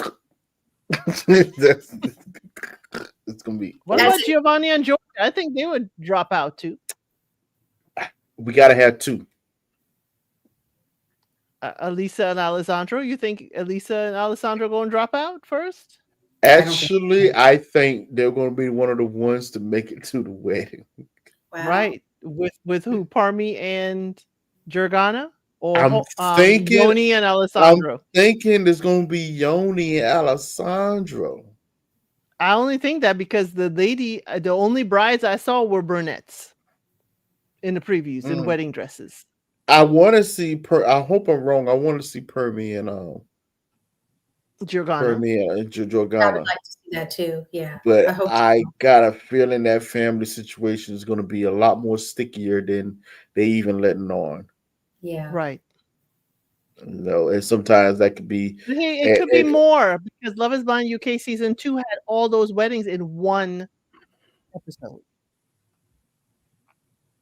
They had 4 weddings in one episode. So we don't know how long the episode will be, but we definitely know there are 4 this coming Monday. There'll be 1 on the following week, the 15th, and then the 19th, the Friday the 19th will be the reunion. Now, for my regular members and non-members, that Friday the 19th of December, we're gonna have to figure out how we're gonna watch this reunion together live. I gotta see when the reunion's gonna drop and what time, because we have our unscripted and we have our usual. I have to see if that night is still gonna have Ready to Love. So we might have to do a live watch on Saturday together. Are they not going on break, Ready to Love, pretty soon? That's what I'm thinking. I don't know if the 19th is a day that they're going to be off. If they are off, then it will just slide on in, right on in. You're going to slide right into that time slot for us. But if not, then we're going to have to do some things on the 19th. But I know y'all are here for it. But thank you so much, Sam. Thank you so much, Trey, for being here, talking about Love is Blind Italy. I'm so glad so many of you are taking the journey with us across these waters to see how people are dating in Italy. And I still need to find out 2 things, y'all. If you are of Italian descent or know the culture, do the men really pick up the women? And is kissing the ear above the hand a sign of respect, or he don't like that woman? I just need those 2 things to be answered in the comments below if you know the answer. But I thank you all so much for being here. And as I always say, I'll see you on the next.